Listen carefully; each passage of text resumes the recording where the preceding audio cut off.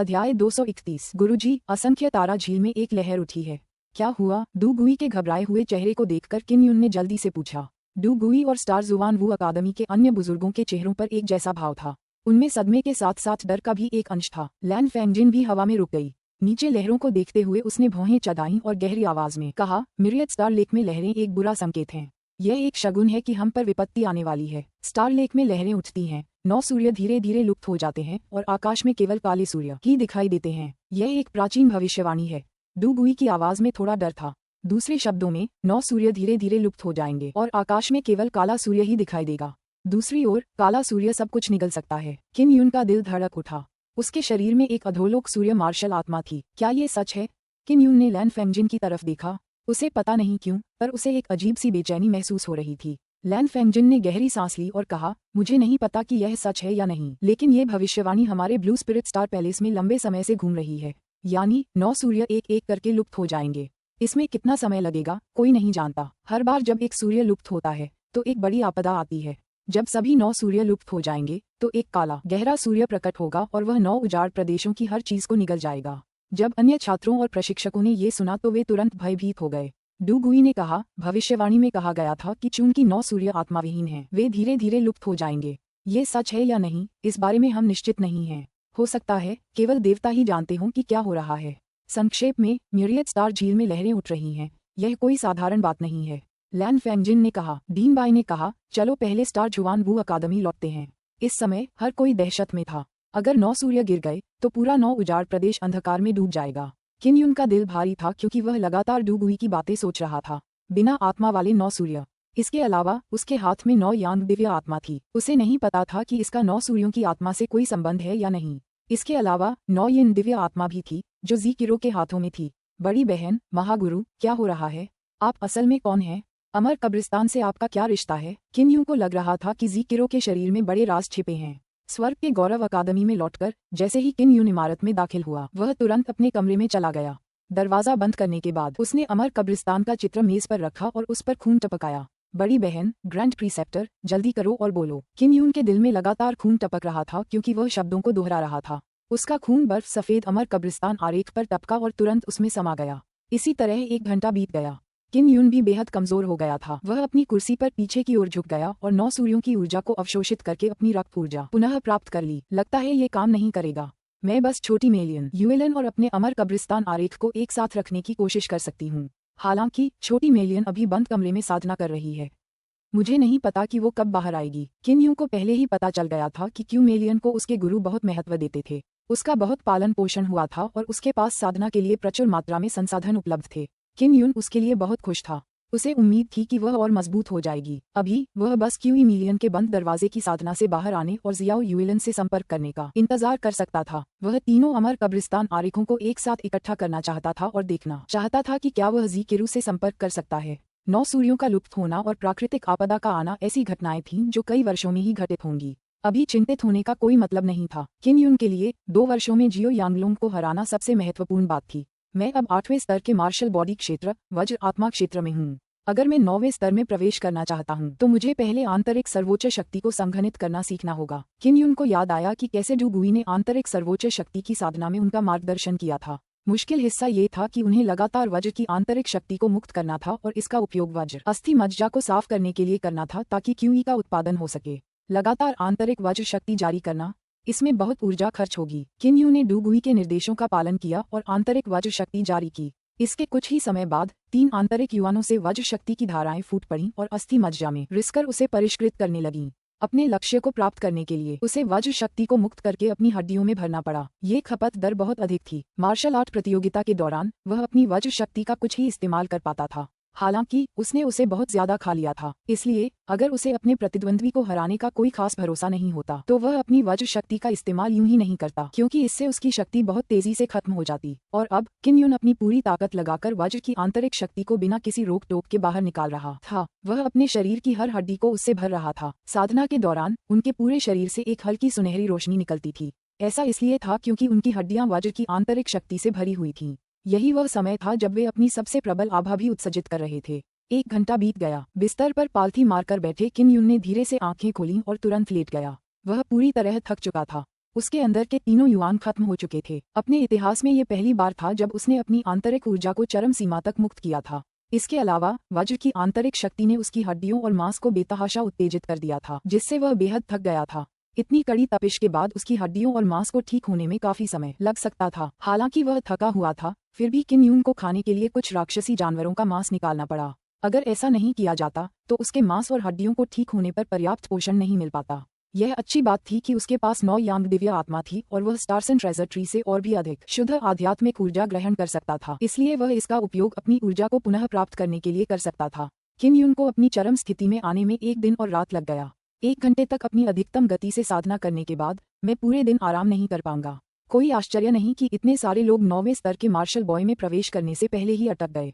किन यून ने सोचा और मिश्रित भावनाएं महसूस की। चूंकि वह पहली बार इस साधना पद्धति का प्रयोग कर रहा था, इसलिए आंतरिक सर्वोच्च शक्ति उत्पन्न करने के लिए वज्र अस्थि मज्जा को अभी भी बार बार तपाना पड़ता था। डू गुई ने कहा कि जो लोग अभी अभी 8वें स्तर के मार्शल बॉडी में प्रवेश कर रहे हैं, उन्हें आंतरिक सर्वोच्च शक्ति की थोड़ी बहुत साधना करने से पहले कम से कम दर्जनों बार इस तरह का प्रशिक्षण लेना पड़ता है। यह नहीं चलेगा। अगर ऐसा ही चलता रहा तो मैं 2 साल के अंदर 9वें स्तर के मार्शल बॉडी क्षेत्र में कदम नहीं रख पाऊंगा। अगर मैं आंतरिक सर्वोच्च शक्ति की साधना करने में कामयाब भी हो गया तो भी मुझे आगे बढ़ने के लिए अभी बहुत लंबा रास्ता तय करना है। किन यून स्वाभाविक रूप से जानता था कि भले ही वह इस विधि का उपयोग करके मृत्यु तक साधना करता रहे, फिर भी वह कम समय में सफलता प्राप्त नहीं कर पाएगा। जियो युलान और यांग शियू इतनी कम उम्र में 9वें स्तर के मार्शल बॉडी क्षेत्र में कदम रखने में सक्षम थे। एक शानदार संरचना। किन यून को अचानक एक विचार सूझा और वह मन ही मन खुश हो गया। मुझे एक बेहतर 9 सूर्य आत्मा अभिसरण व्यूह बनाना है। उन्होंने पहले भी ऐसा ही बनाया था, लेकिन उत्पादन की स्थिति खराब थी, इसलिए उत्पाद सर्वोत्तम नहीं था। अभी उसके पास करोड़ों क्रिस्टल सिक्के और कई उच्च स्तरीय जानवरों की खालें थीं। उसे पूरा यकीन था कि वह जानवरों की खालों का एक समूह बना सकता है। किन यून हॉल में आया और उसने देखा कि लैन फेंगजिन हुओ जोंग और उसके साथियों को उनकी साधना के बारे में मार्गदर्शन दे रही थी। यह मुख्यतः मार्शल आर्ट तकनीकों के प्रयोग के बारे में था। वह युद्धकला में अत्यंत निपुण था, इसलिए उसे विशेष रूप से उन्हें सीखने की आवश्यकता नहीं थी। उदाहरण के लिए, वह स्वयं 6 शैली के पवन संहारक कौशल की पूर्णता अवस्था तक पहुंच चुका था और उन्हें क्रियान्वित करने के लिए अपनी आंतरिक वज्र शक्ति का उपयोग करने में सक्षम था। हालांकि महान पूर्णता के क्षेत्र तक पहुंचना असंभव था। कुछ युद्ध कौशल ऐसे थे जो इस क्षेत्र में नहीं थे और जिन्हें केवल स्वयं ही समझ सकते थे। बहन लैन, क्या हेवंस प्राइड अकादमी में कुछ चल रहा है? अगर नहीं तो मैं अपने कामों में व्यस्त हो जाऊंगा, किन यून ने पूछा। नहीं, हेवंस प्राइड अकादमी हर 3 महीने में कार्यक्रम आयोजित करेगी। अगर वे कुछ शुरू भी करना चाहते हैं तो उसे 3 महीने इंतजार करना होगा। आप निश्चिंत हो सकते हैं और अपने काम पर वापस जा सकते हैं। वह ये भी जानती थी कि किन यून ने जियो यांगलोंग के खिलाफ चुनौती स्वीकार कर ली है। किन यून ने मुस्कुराते हुए कहा, वाह, मैं इसे कुछ जुवान पॉइंट्स के बदले ले लूंगा। मेरे पास जो क्लास 9 का जादुई क्रिस्टल कोर है, उसकी कीमत 2 करोड़ जुवान पॉइंट्स से भी ज्यादा है।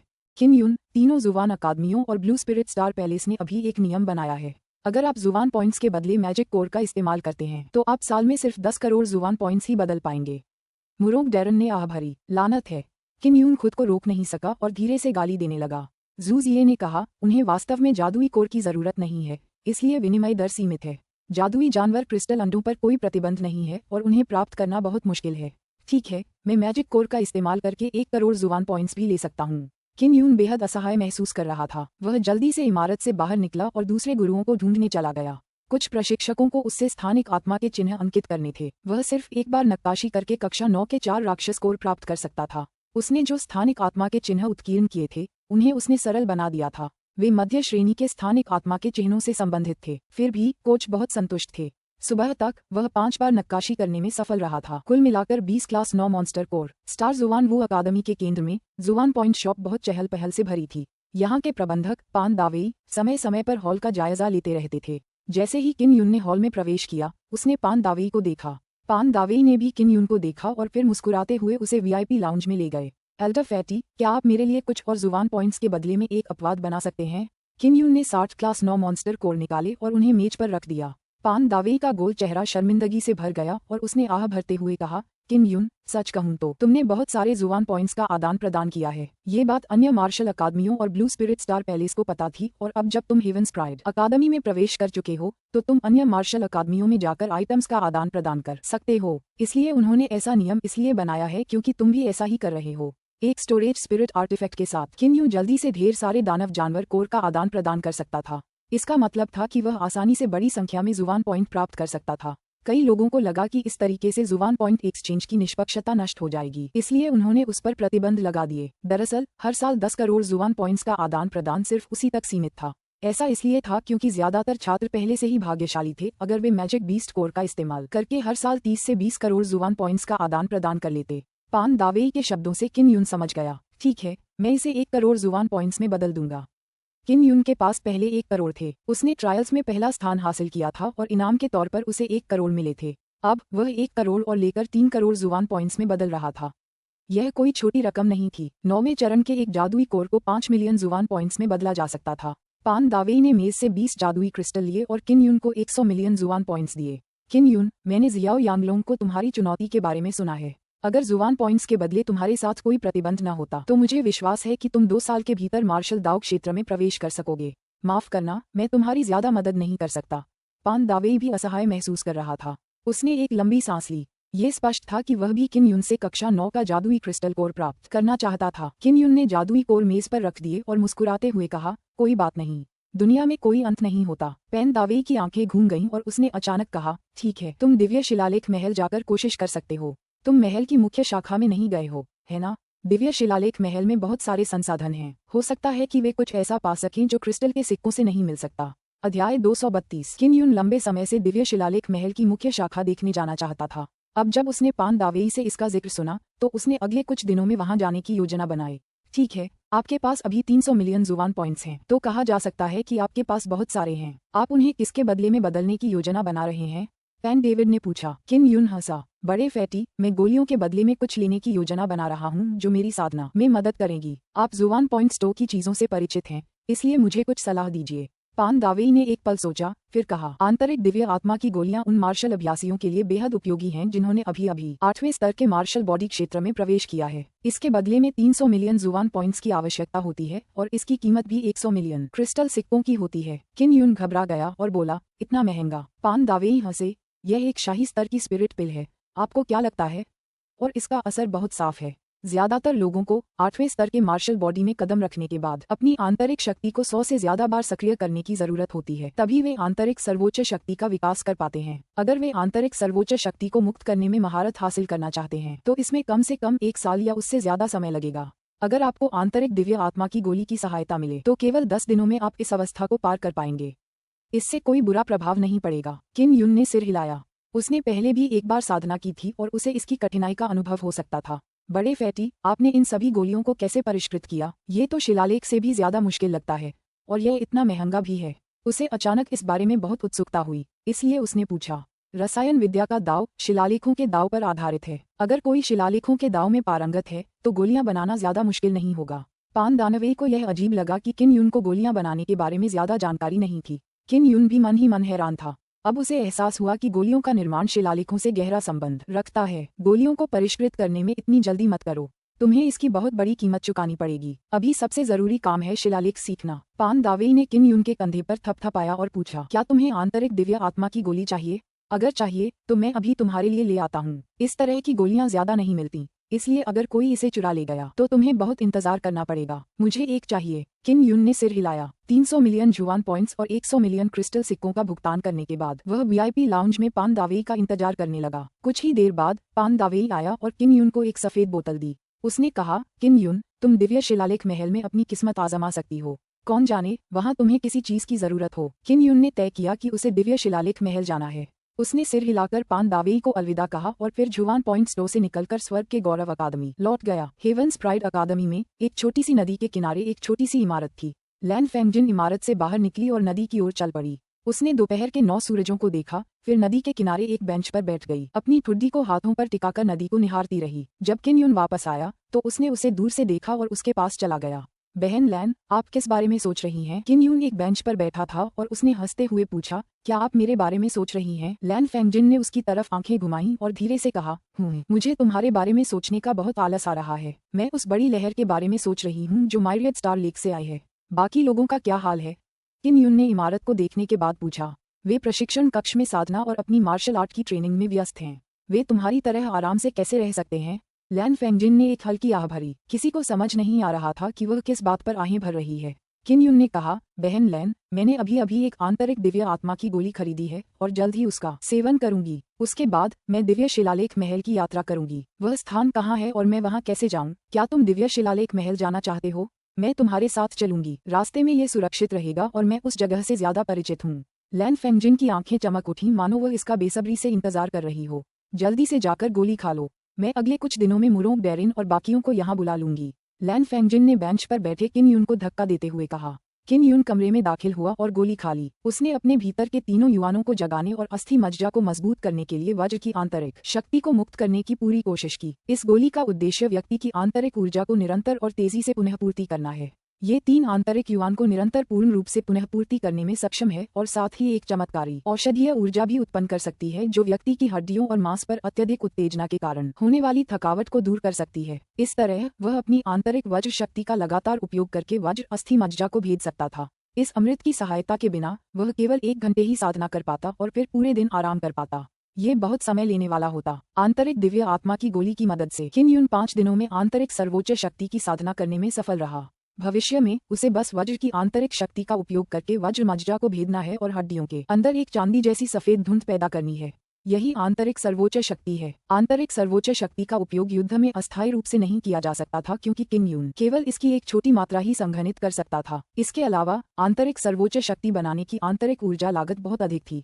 इसे उत्पन्न करने के लिए उसे अपनी समस्त वज्र आंतरिक ऊर्जा का उपयोग वज्र अस्थि मज्जा को तोड़ने के लिए करना पड़ा। 3 करोड़ जुवान पॉइंट और 1 करोड़ क्रिस्टल सिक्के ही मुझे थोड़े समय में आंतरिक सर्वोच्च शक्ति की साधना करने में सक्षम बना सकते हैं।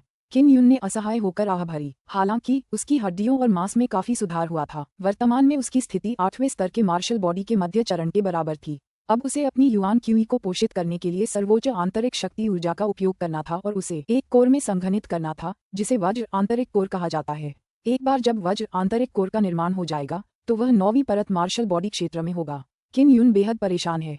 ऐसा करने के लिए उसे और ज्यादा आंतरिक शक्ति पैदा करने के लिए 3 आंतरिक दिव्य आत्मा की गोलियों की जरूरत थी। अगर उसे गोलियां बनानी होती तो इसके लिए बहुत ज्यादा समय और संसाधनों की जरूरत होती। मुझे आशा है कि दिव्य शिलालेख महल की यात्रा मेरे लिए एक सुखद आश्चर्य लेकर आएगी। किन युन ने स्नान किया और कमरे से बाहर निकलने से पहले हल्के पीले रंग के कपड़े पहन लिए। लैन फेंगजिन कमरे के बीचों बीच खड़ी थी। उसने एक टाइट नीली ड्रेस पहनी हुई थी, जिससे उसका सेक्सी फिगर साफ दिखाई दे रहा था। वह एक कुर्सी पर पैर क्रॉस करके बैठी थी, एक हाथ में किताब पकड़े और दूसरे हाथ में एक बड़ा लाल सेब खा रही थी। बहन लैन, जू जिए और बाकी लोग कहाँ हैं? किन युन ने खाने के लिए मेज पर रखे एक सेब को उठाते हुए पूछा। मैंने उनके लिए अखाड़े में प्रतिस्पर्धा करने की व्यवस्था कर दी है। अखाड़े का इस्तेमाल जुबान पॉइंट्स कमाने के लिए किया जा सकता है और उन्हें औषधीय गोलियों के बदले जुबान पॉइंट्स चाहिए जो उनकी ताकत को तेजी से बढ़ाने में मदद कर सकें। लैन फेंगजिन ने किताब एक तरफ रख दी और कुछ ही निवाले में फल खत्म कर दिया। अखाड़ा जुबान पॉइंट दे रहा है, मैंने इसके बारे में क्यों नहीं सोचा? किन युन की चमकदार आंखें ऐसे चमक उठी मानो उसने कोई उजला रास्ता देख लिया हो। अगर कोई और है तो कोई बात नहीं, और तुम ऐसा नहीं कर सकते क्योंकि सब तुमसे डरते हैं। वे तुम्हें चुनौती नहीं देंगे और तुम्हारी चुनौती स्वीकार नहीं करेंगे। सीधे शब्दों में कहें तो अखाड़े में जुबान पॉइंट कमाने के लिए मार्शल आर्ट जुए में प्रतिस्पर्धा करना ही तरीका है। तुम्हारी ताकत के आगे कौन तुमसे मुकाबला करने की हिम्मत करेगा? लैन फेंगजिन ने उसकी दृढ़ छाती थपथपाई और मुंह बनाते हुए कहा। किन युन केवल निराशा से आहें भर सका। फिर वह लैन फेंगजिन के पीछे स्वर्ग के गौरव अकादमी से बाहर निकला और दिव्य शिलालेख महल की ओर चल पड़ा। जब वे दोनों मिरियड स्टार झील के ऊपर उड़ रहे थे तब भी उन्होंने झील की सतह पर विशाल लहरें उठती देखीं। इससे लैन फेंगजिन बेहद चिंतित हो गई। असंख्य तारा झील से उड़ान भरने के बाद लैन फेंगजिन और किन युन जमीन पर उतरे। मार्शल दाव क्षेत्र के साधक भी खतरनाक इलाकों में नहीं उड़ सकते थे। अगर उनका सामना उन उड़ने वाले राक्षसी जानवरों से होता जिन्होंने पहले तारा जुआन वू अकादमी पर हमला किया था तो ये बेहद खतरनाक होता। बहन लैन, मैं एक शानदार संरचना बनाना चाहता हूँ। अगर आपके पास समय हो तो कृपया मेरी मदद करें। हम इसे साथ मिलकर कर सकते हैं। किन युन ने लैन फेंगजिन के पीछे दौड़ते हुए पूछा। लैन फेंगजिन एक उच्च पदस्थ शिलालेख गुरु थी, उनसे मदद न मांगने की कोई जरूरत नहीं थी। किन युन ने मन ही मन सोचा। लैन फेंगजिन हंसी और डांटते हुए बोली, साले, लगता है तू मुझे अपना सहायक समझ रहा है। सच कहूँ तो मैंने तुझे उस ताबीज को निखारने में मदद करने के लिए कहा था, तो क्या तू दिल से मुझे नीची नजर से देखता है? किन युन ने तुरंत कहा, क्या? बहन लैन, तुम इतनी खूबसूरत हो कि मेरा दिल तेजी से धड़कता है। हालांकि यह सबसे अच्छी नहीं है, फिर भी तुम अविश्वसनीय रूप से सुंदर हो। मैं तुम्हें कैसे नीचा दिखा सकता हूँ, कमीने? लैन फेंगजिन ने हंसते हुए कहा। किन युन सच बोल रहा था। लैन फेंगजिन के सामने उसने जो भी मन में था कहने की हिम्मत की। ऐसा इसलिए था क्योंकि लैन फेंगजिन खुद एक बहुत ही सीधी सादी महिला थी। पहले शहर की तरह दिव्य शिलालेख महल का मुख्य हॉल ऐसे क्षेत्र में स्थित था जो किसी अन्य देश के अधिकार क्षेत्र में नहीं था और क्लाउड ड्रैगन नदी के बहुत करीब था। क्लाउड ड्रैगन नदी क्लाउड ड्रैगन पर्वत श्रृंखला से निकलती थी। ये नदी दोनों ओर विशाल पहाड़ों से घिरे एक क्षेत्र से होकर गुजरती थी, जिससे एक बहुत ही गहरी घाटी बन जाती थी। दिव्य शिलालेख महल की मुख्य शाखा क्लाउड ड्रैगन नदी के ठीक बगल में सबसे ऊंचे पहाड़ की चोटी पर स्थित थी। तियान शियाओ साम्राज्य क्लाउड ड्रैगन पर्वत श्रृंखला के पास स्थित था, इसलिए ये हॉल तियान शियाओ साम्राज्य की सीमाओं के ठीक बाहर था। विशाल पर्वत शिखर से 5-6 हजार मीटर से भी कम दूरी पर था। हवा और बर्फ से भरा हुआ था। ऊपर चढ़ना मुश्किल था, उड़ना आसान नहीं था। बादलों से कुछ हजार मीटर ऊपर इस विशाल पर्वत की एक बड़ी ढलान थी। इसी ढलान पर लकड़ी, पत्थर और लोहे, हर तरह के कई घर बने हुए थे। दूर से देखने पर ऐसा लग रहा था जैसे बादलों के सागर के ऊपर कोई विशाल पर्वत तैर रहा हो। उसकी सतह पर अनगिनत इमारतें बनी हुई थीं। 9 सूर्यों के प्रकाश में ये भव्य और भव्य लग रहा था। किन यून बर्फीले तूफान में लैनफेंजिन का पीछा करते हुए आकाश में 10,000 मीटर की ऊंचाई पर पहुंच गया। बादलों के समुद्र के ऊपर विशाल पर्वत को देखकर वह आश्चर्य से चिल्ला उठा। पहाड़ की चोटी पर बना विशाल महल तो और भी विस्मयकारी था। दूर से उसे देखकर अथाह आश्चर्य होता था। ऐसा लगता है कि दिव्य शिलालेख महल आपके ब्लू स्पिरिट स्टार पैलेस से कहीं अधिक शक्तिशाली है। किन यून मदद नहीं कर सका लेकिन चिल्लाया, हाँ, दिव्य शिलालेख महल मार्शल उजाड़ प्रदेश की सर्वोच्च शक्तियों में से एक है।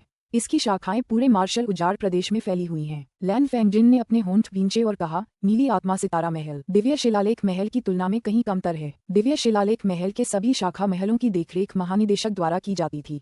फिर इन प्रबंधकों का प्रबंधन किसी क्षेत्र के महापुरुष द्वारा किया जाता था। उदाहरण के लिए झुओ चुवान इस सीमावर्ती क्षेत्र के महापुरुष हैं। झुओ चुवान किन यून की बहुत प्रशंसा करता था, इसलिए किन यून को लगा कि इस बार उसे जरूर बड़ा इनाम मिलेगा। लैन फेंगजिन इस जगह से बहुत परिचित थी। वह पहले भी 2 बार यहाँ आ चुकी थी, लेकिन जादुई जानवरों के आक्रमण से पहले। अब दिव्य शिलालेख महल तक पहुंचने के लिए एक दरवाजे से होकर गुजरना पड़ता था, क्योंकि वहां एक बड़ी संरचना थी जो पहाड़ की रक्षा कर रही थी तथा उसे विशालकाय उड़ने वाले जादुई जानवरों के हमले से बचा रही थी। लैन फेंगजिन और किन यून प्रवेश द्वार से गुजरकर पर्वत के निर्माण अवरोध में प्रवेश कर गए। फिर वे पर्वत की चोटी पर स्थित महल की ओर उड़ चले। पहाड़ से हजारों मीटर ऊपर की ऊंचाई मानो सीढ़ीनुमा थी। हर सीढ़ी दर्जनों मीटर चौड़ी थी। पहाड़ के एक तरफ घर थे और दूसरी तरफ गलियां। खतरनाक लग रहा था, लेकिन गलियां चहल पहल से भरी थीं। यहाँ आने वाले सभी लोग एक खास स्तर की ताकत वाले लोग थे। वे यहाँ तरह तरह की आत्मा की कलाकृतियाँ, आत्मा के शिलालेख और संरचनाएं खरीदने आते थे। किन यून और लैन फेंगजिन कुछ देर तक उड़ते रहे और फिर पहाड़ की चोटी पर बने महल में पहुंच गए। यह एक विशाल सुनहरा हॉल था जो कई 100 मीटर ऊंचा था। दिव्य शिलालेख महल वास्तव में समृद्ध है। किन यून ने ऊपर देखा और एक बार फिर आह भरी। अध्याय 233। लैन फेंगजिन और किन यून उस शानदार हॉल में गए और उसके बगल वाली सीट पर बैठ गए। वहां भी बहुत सारे लोग बैठे थे, मानो किसी का इंतजार कर रहे हों। कुछ लोग ऐसे भी थे जो शिलालेख लिखने या हथियारों को परिष्कृत करने के लिए दिव्य शिलालेख महल से सहायता मांगने आए थे, लेकिन इन सभी को प्रतीक्षा करनी पड़ी। किन यून यहाँ झुओ चुवान से मिलने आया था और उससे पूछना चाहता था कि क्या वह उसके लिए आवश्यक कुछ औषधीय सामग्री का आदान प्रदान कर सकता है। लैन फेंगजिन एक उच्च पदस्थ शिलालेख गुरु थी और महल की प्रवेश परीक्षा भी पास कर चुकी थी। इस प्रकार उनका दर्जा बहुत ऊंचा था। जब तक वह उच्च पदस्थ शिलालेख गुरु का बैज दिखाती, तब तक वह झुओ चुवान से मिल सकती थी। महल के लोगों ने पहले ही झुओ चुवान को सूचना दे दी थी और उन्हें प्रतीक्षा करने के लिए कहा था।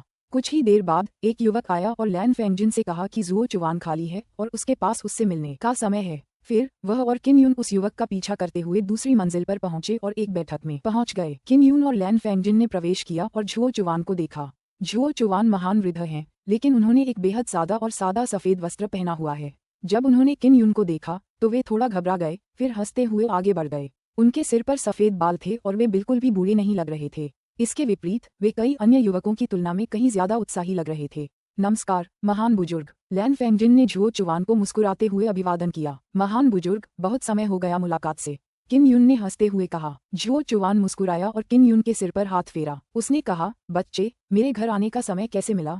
क्या तुमने सोच समझकर हमारे दिव्य शिलालेख महल में आने का फैसला किया है? किन यून की युद्ध भावना वापस आ गई थी और झुओ चुवान को भी इस बात का पता चल गया था। उस समय वह बहुत खुश था और उसने किन यून को ढूंढने के लिए स्टार जुवान वू अकादमी जाने की योजना बनाई थी। इस बार नहीं, मुझे जुवान पॉइंट्स का आदान प्रदान करने से प्रतिबंधित किया गया है, इसलिए मैं आपसे पूछने आया हूँ कि क्या मैं आपके साथ कुछ आदान प्रदान कर सकता हूँ। किन यून ने 40 कक्षा 9 मैजिक कोड निकाले और कहा, महान बुजुर्ग, क्या आपके पास कोई ऐसी गोलियां हैं जो मेरी साधना बढ़ाने में मेरी मदद कर सकें? अब मैं सर्वोच्च आंतरिक शक्ति को संघनित कर सकता हूँ। झुओ चुवान को स्वाभाविक रूप से पता था कि किन यून ब्लू स्पिरिट स्टार पैलेस में जियाओ यांगलोंग को चुनौती दे रहा है। उसे ये भी लगा कि किन युन ने जियाओ यांगलोंग को चुनौती देने में थोड़ी ज्यादा ही जल्दबाजी कर दी थी। 3 जुबान स्तरीय मार्शल अकादमियां और ब्लू स्पिरिट स्टार पैलेस शिष्यों के बीच जुबान पॉइंट्स के आदान प्रदान को प्रतिबंधित करते हैं। अगर मैं जुबान पॉइंट्स के बदले मैजिक कोर का इस्तेमाल करूं तो मैं प्रति वर्ष केवल 100 मिलियन ही बदल पाऊंगा। ये पर्याप्त नहीं है। किन युन ने आह भरी। झुओ चुवान ने मेज पर रखे कक्षा 9 के मॉन्स्टर कोर के ढेर को देखा और सिर हिलाया। अगर आप पर यह प्रतिबंध नहीं है तो जिस तेजी से आप मॉन्स्टर कोर प्राप्त कर रहे हैं उससे बहुत संभावना है कि आप 2 साल के भीतर 9वें स्तर के मार्शल बॉडी में प्रवेश कर जाएंगे। मार्शल बॉडी की 9वीं परत। किन युन ने अपने होंठ मोड़े। लैन फेंगजिन ने नाक से कोड़ते हुए कहा, संतुष्ट रहो। 18 साल की उम्र में 9वें स्तर के मार्शल बॉडी तक पहुंचना पहले से ही बहुत तेज माना जाता है। जियाओ युलान ने तुमसे पहले शुरुआत की थी, इसलिए उसकी गति सामान्य है। जियाओ यांगलोंग भी 25 साल की उम्र में 9वें स्तर के मार्शल बॉडी पर थी और 30 साल की उम्र में मार्शल दाव क्षेत्र में कदम रखा था। क्या ऐसा हो सकता है कि तुम 2 साल के भीतर मार्शल दाव क्षेत्र में कदम रखना चाहती हो? किन युन ने यही सोचा था।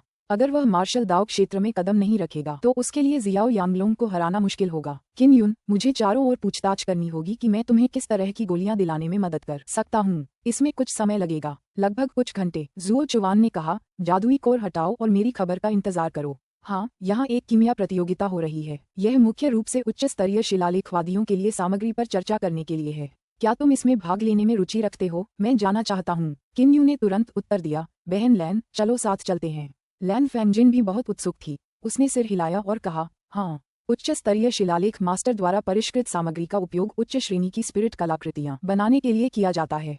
उच्च श्रेणी की स्पिरिट कलाकृतियों के लिए न केवल अस्थि इस्पात की आवश्यकता होती है, बल्कि कुछ के लिए कई अन्य विशेष उच्च श्रेणी की सामग्रियों की भी आवश्यकता होती है। प्रत्येक शिलालेख मास्टर के पास इस प्रकार की उच्च श्रेणी की सामग्री को परिष्कृत करने का अपना अनुभव और समझ होती है। झुओ चुवान ने जल्दी से निकलने से पहले लैन फेंगजिन और किन युन को उस जगह के बारे में बताया। किन युन ने उसकी मदद इसलिए मांगी थी क्योंकि उसे किन युन की लेखन कला बहुत पसंद आ गई थी। कीमिया एक्सचेंज दिव्य शिलालेख महल की 10वीं मंजिल पर एक बड़े हॉल में आयोजित किया गया था। सभी प्रतिभागी उच्च स्तरीय शिलालेखविद थे जिन्हें बहुत पहले आमंत्रित किया गया था। जादुई जानवरों की हड्डियों और जादुई जानवरों की कोर जैसी दिखने वाली चीजों के कारण इन्हें शोधन सामग्री माना जा सकता था। इसीलिए महल ने जगह जगह से उच्च श्रेणी के शिलालेखकारों को जादुई जानवरों की वस्तुओं का शोधन के लिए उपयोग करने के तरीकों पर चर्चा करने के लिए आमंत्रित किया था। किन युन और लैन फेंगजिन को एक लंबी महिला 12वीं मंजिल पर एक हॉल में ले गई। यह एक गोलाकार हॉल था जिसकी चौड़ाई कई दसियों मीटर थी। दीवारें प्राचीन कांसे की बनी थीं और चमकते पत्थरों की रोशनी में दीवारों पर आत्माओं के निशान साफ दिखाई दे रहे थे। हॉल का बीचों बीच खाली था। कुर्सियां दीवार से सटाकर एक गोले में रखी हुई थीं। कुल मिलाकर लगभग 100 कुर्सियां ही थीं। किन युन और लैन फेंगजिन सबसे पहले पहुंचे। वे कुर्सियों पर बैठ गए और दूसरे शिलालेख गुरुओं के आने का इंतजार करने लगे। ये जगह बहुत गरिमा में लग रही है। यह एक महत्वपूर्ण बैठक होनी चाहिए। किन युन ने ध्यान से देखा और कहा, ध्वनिरोधी प्रभाव बहुत अच्छा है। इसके अलावा दीवारें ऊर्जा अवशोषित कर सकती हैं। अगर हम यहाँ अभ्यास भी करें तो पूरे महल को पता नहीं चलेगा। लैन फेंगजिन ने कहा, किन युन, क्या तुम अभी भी शुरुआती स्तर के शिलालेख गुरु नहीं हो? महल में प्रवेश करते समय अपना बैज साथ लाना। बेहतर होगा कि तुम अपना बैज अपने साथ रखो। किन युन ने अपना बैज निकाला और लैन फेंगजिन के बैज को देखा। वह सुनहरे रंग का था। मेरा बैज केवल कांस्य रंग का है, इसलिए मैं आपके साथ नहीं घूम पाऊंगा। उसे लगा कि अब अपने बैज को अपग्रेड करने का समय आ गया है। कांस्य बैज शुरुआती, रजत बैज मध्यवर्ती और स्वर्ण बैज उन्नत या उच्च रैंक वाले शिलालेखकार को दर्शाता था। किन युन को लगा कि वह पहले से ही एक मध्यवर्ती शिलालेख गुरु के स्तर पर पहुंच चुका है। उन्नत स्तर के बारे में वह निश्चित नहीं था। उसे उच्च श्रेणी के स्पिरिट चिन्हों, उच्च श्रेणी के सरणियों या स्पिरिट संरचनाओं और उच्च श्रेणी के स्पिरिट कलाकृतियों को परिष्कृत करने में सक्षम होने की आवश्यकता थी। वर्तमान में वह केवल उच्च श्रेणी के स्पिरिट चिन्हों और उच्च श्रेणी के स्पिरिट हथियार को ही परिष्कृत करने में सक्षम था और उसने कभी भी उच्च श्रेणी का स्पिरिट गठन नहीं बनाया था। एक संरचना तैयार करना, खासकर उच्च श्रेणी की, काफी मुश्किल था। एक व्यक्ति को इसे पूरा करने में काफी समय लग जाता था। लोग एक के बाद एक आते रहे। ज्यादातर बूढ़े थे, कुछ ही अधेड़ उम्र के थे और सिर्फ लैन फेंगजिन ही एक महिला थी और वो भी बहुत जवान। वहाँ केवल 30 या इतने ही लोग आए थे और वहाँ वरिष्ठ स्तर के अभिलेखपाल भी ज्यादा नहीं थे। उच्च स्तरीय अभिलेखकारों के अलावा कुछ युवा लोग भी थे। उन सभी को उच्च स्तरीय अभिलेखकार यहाँ लाए थे और प्रत्येक उच्च स्तरीय अभिलेखकार अपने साथ 2 कनिष्ठ लोगों को लेकर आया था। जब ये लोग अंदर आए और लैन फेंगजिन और किन युन को देखा तो उन्होंने ज्यादा ध्यान नहीं दिया। हालांकि कुछ तेज नजर वाले लोगों ने लैन फेंगजिन की छाती पर लगे सुनहरे बैज को तुरंत देख लिया। यह एक उच्च पदस्थ शिलालेखकार का बैज था। एक युवा महिला शिलालेख मास्टर, जो उस समय उच्च स्तर की थी, अत्यंत दुर्लभ थी।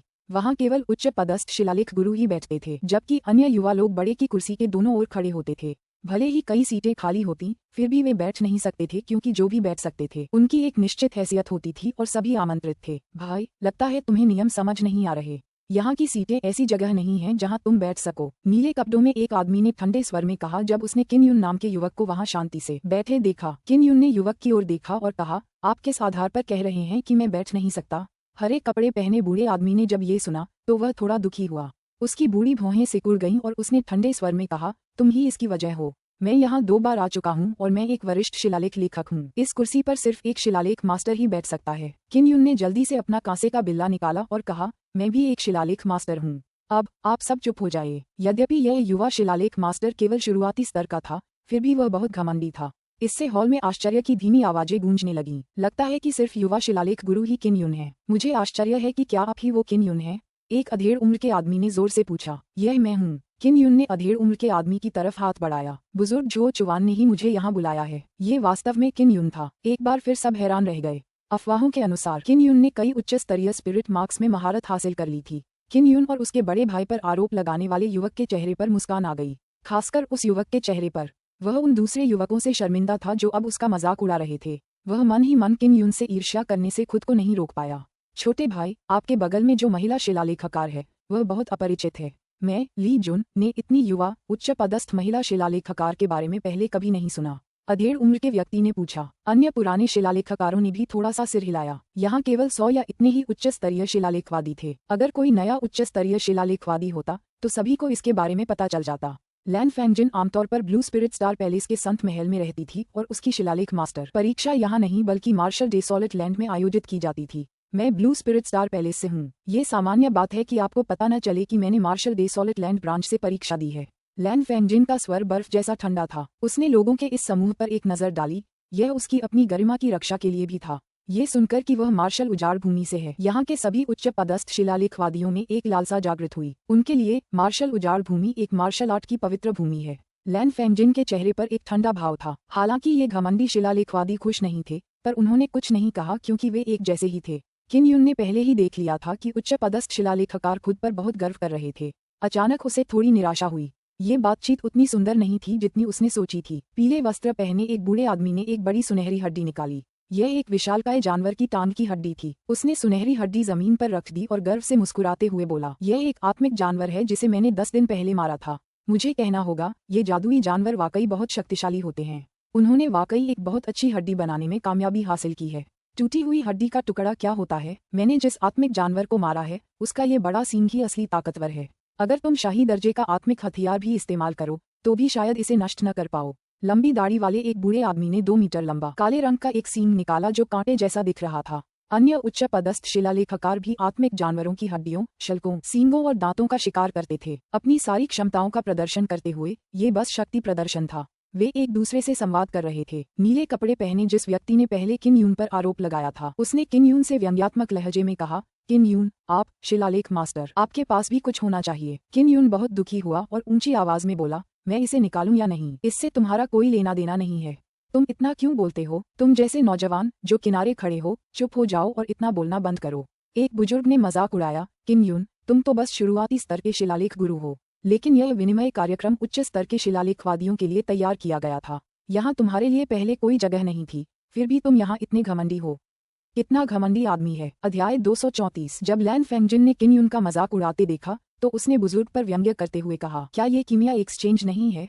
ये हंटर एक्सचेंज नहीं है। चूंकि तुम्हें लगता है कि तुम में ये क्षमता है तो मुझे अपनी कीमिया कौशल के बारे में बताओ। युद्ध में लूटे गए माल का प्रदर्शन मत करो, चाहे सामग्री कितनी भी अच्छी क्यों न हो। उस स्पिरिट सामग्री का क्या उपयोग है जिसे परिष्कृत करके एक अच्छी स्पिरिट कलाकृति नहीं बनाई जा सकती। यहाँ ज्यादातर लोग बूढ़े थे और उनमें से ज्यादातर बहुत घमंडी और अभिमानी थे। लैन फेंगजिन की बातें सुनकर वे थोड़े असहज महसूस कर रहे थे, लेकिन चूंकि लैन फेंगजिन मार्शल उजाड़ प्रदेश से आई थी इसलिए उन्होंने कुछ कहने की हिम्मत नहीं की। किन यून ने मन ही मन आह भरी, ताकत होना अच्छा है। लैन फेंगजिन मार्शल दाव क्षेत्र में थी और एक उच्च पदस्थ शिलालेख गुरु भी थी। घमंडी बूढ़ों के इस समूह ने उस पर गुस्सा करने की हिम्मत तो की, लेकिन किसी ने भी कुछ कहने की हिम्मत नहीं की। बूढ़े व्यक्ति ने लैन फेंगजिन को जवाब देते हुए कहा, क्या आत्मिक जानवरों की हड्डियों को परिष्कृत करना इतना आसान है? आत्मिक जानवरों की खाल को भी परिष्कृत करना बेहद मुश्किल है। केवल आत्मिक स्तर के शिलालेखकार ही आत्मिक जादुई जानवरों की हड्डियों को आसानी से संभाल सकते हैं। हमें आत्मिक जानवरों की खाल का उपयोग एक रक्षात्मक कवच बनाने के लिए करना चाहिए।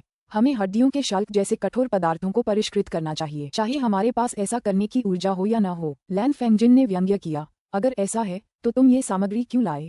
ऐसा नहीं है कि तुम लोग इसे परिष्कृत कर सकते हो। इससे उच्च स्तरीय शिलालेख स्वामी शर्मा गए, लेकिन उन्होंने इसे छिपाया नहीं। असल में उनकी योजना युद्ध में लूटे गए माल को दिखाने की थी।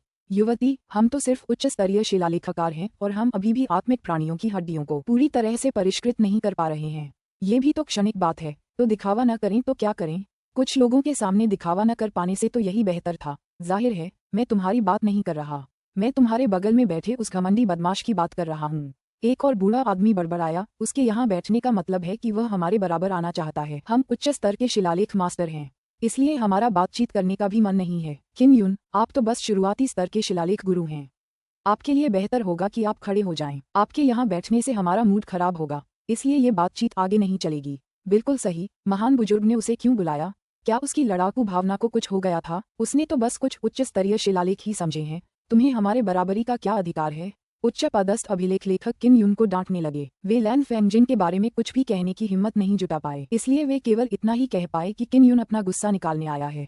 युवक ने व्यंग्यात्मक लहजे में कहा, किन युन, तुम्हें ईमानदारी से खड़ा होना चाहिए। तुम भी हमारे जैसे ही हो, हम दोनों जूनियर हैं। इसके अलावा तुम्हारी लड़ाकू भावना में भी समस्या है, इसलिए तुम सामान्य रूप से कलाकृतियां नहीं बना सकते। लैन फेंगजिन कुछ गुस्से में थी। बेशक उसे समझ आ गया था कि उन बुजुर्गों में उसे निशाना बनाने की हिम्मत नहीं थी, इसलिए वे किन युन का मजाक उड़ाने आए थे। वह अभी कुछ बोलने ही वाली थी कि किन युन उठ खड़ा हुआ। जब किन युन खड़ा हुआ तो वह हल्के से मुस्कुराया।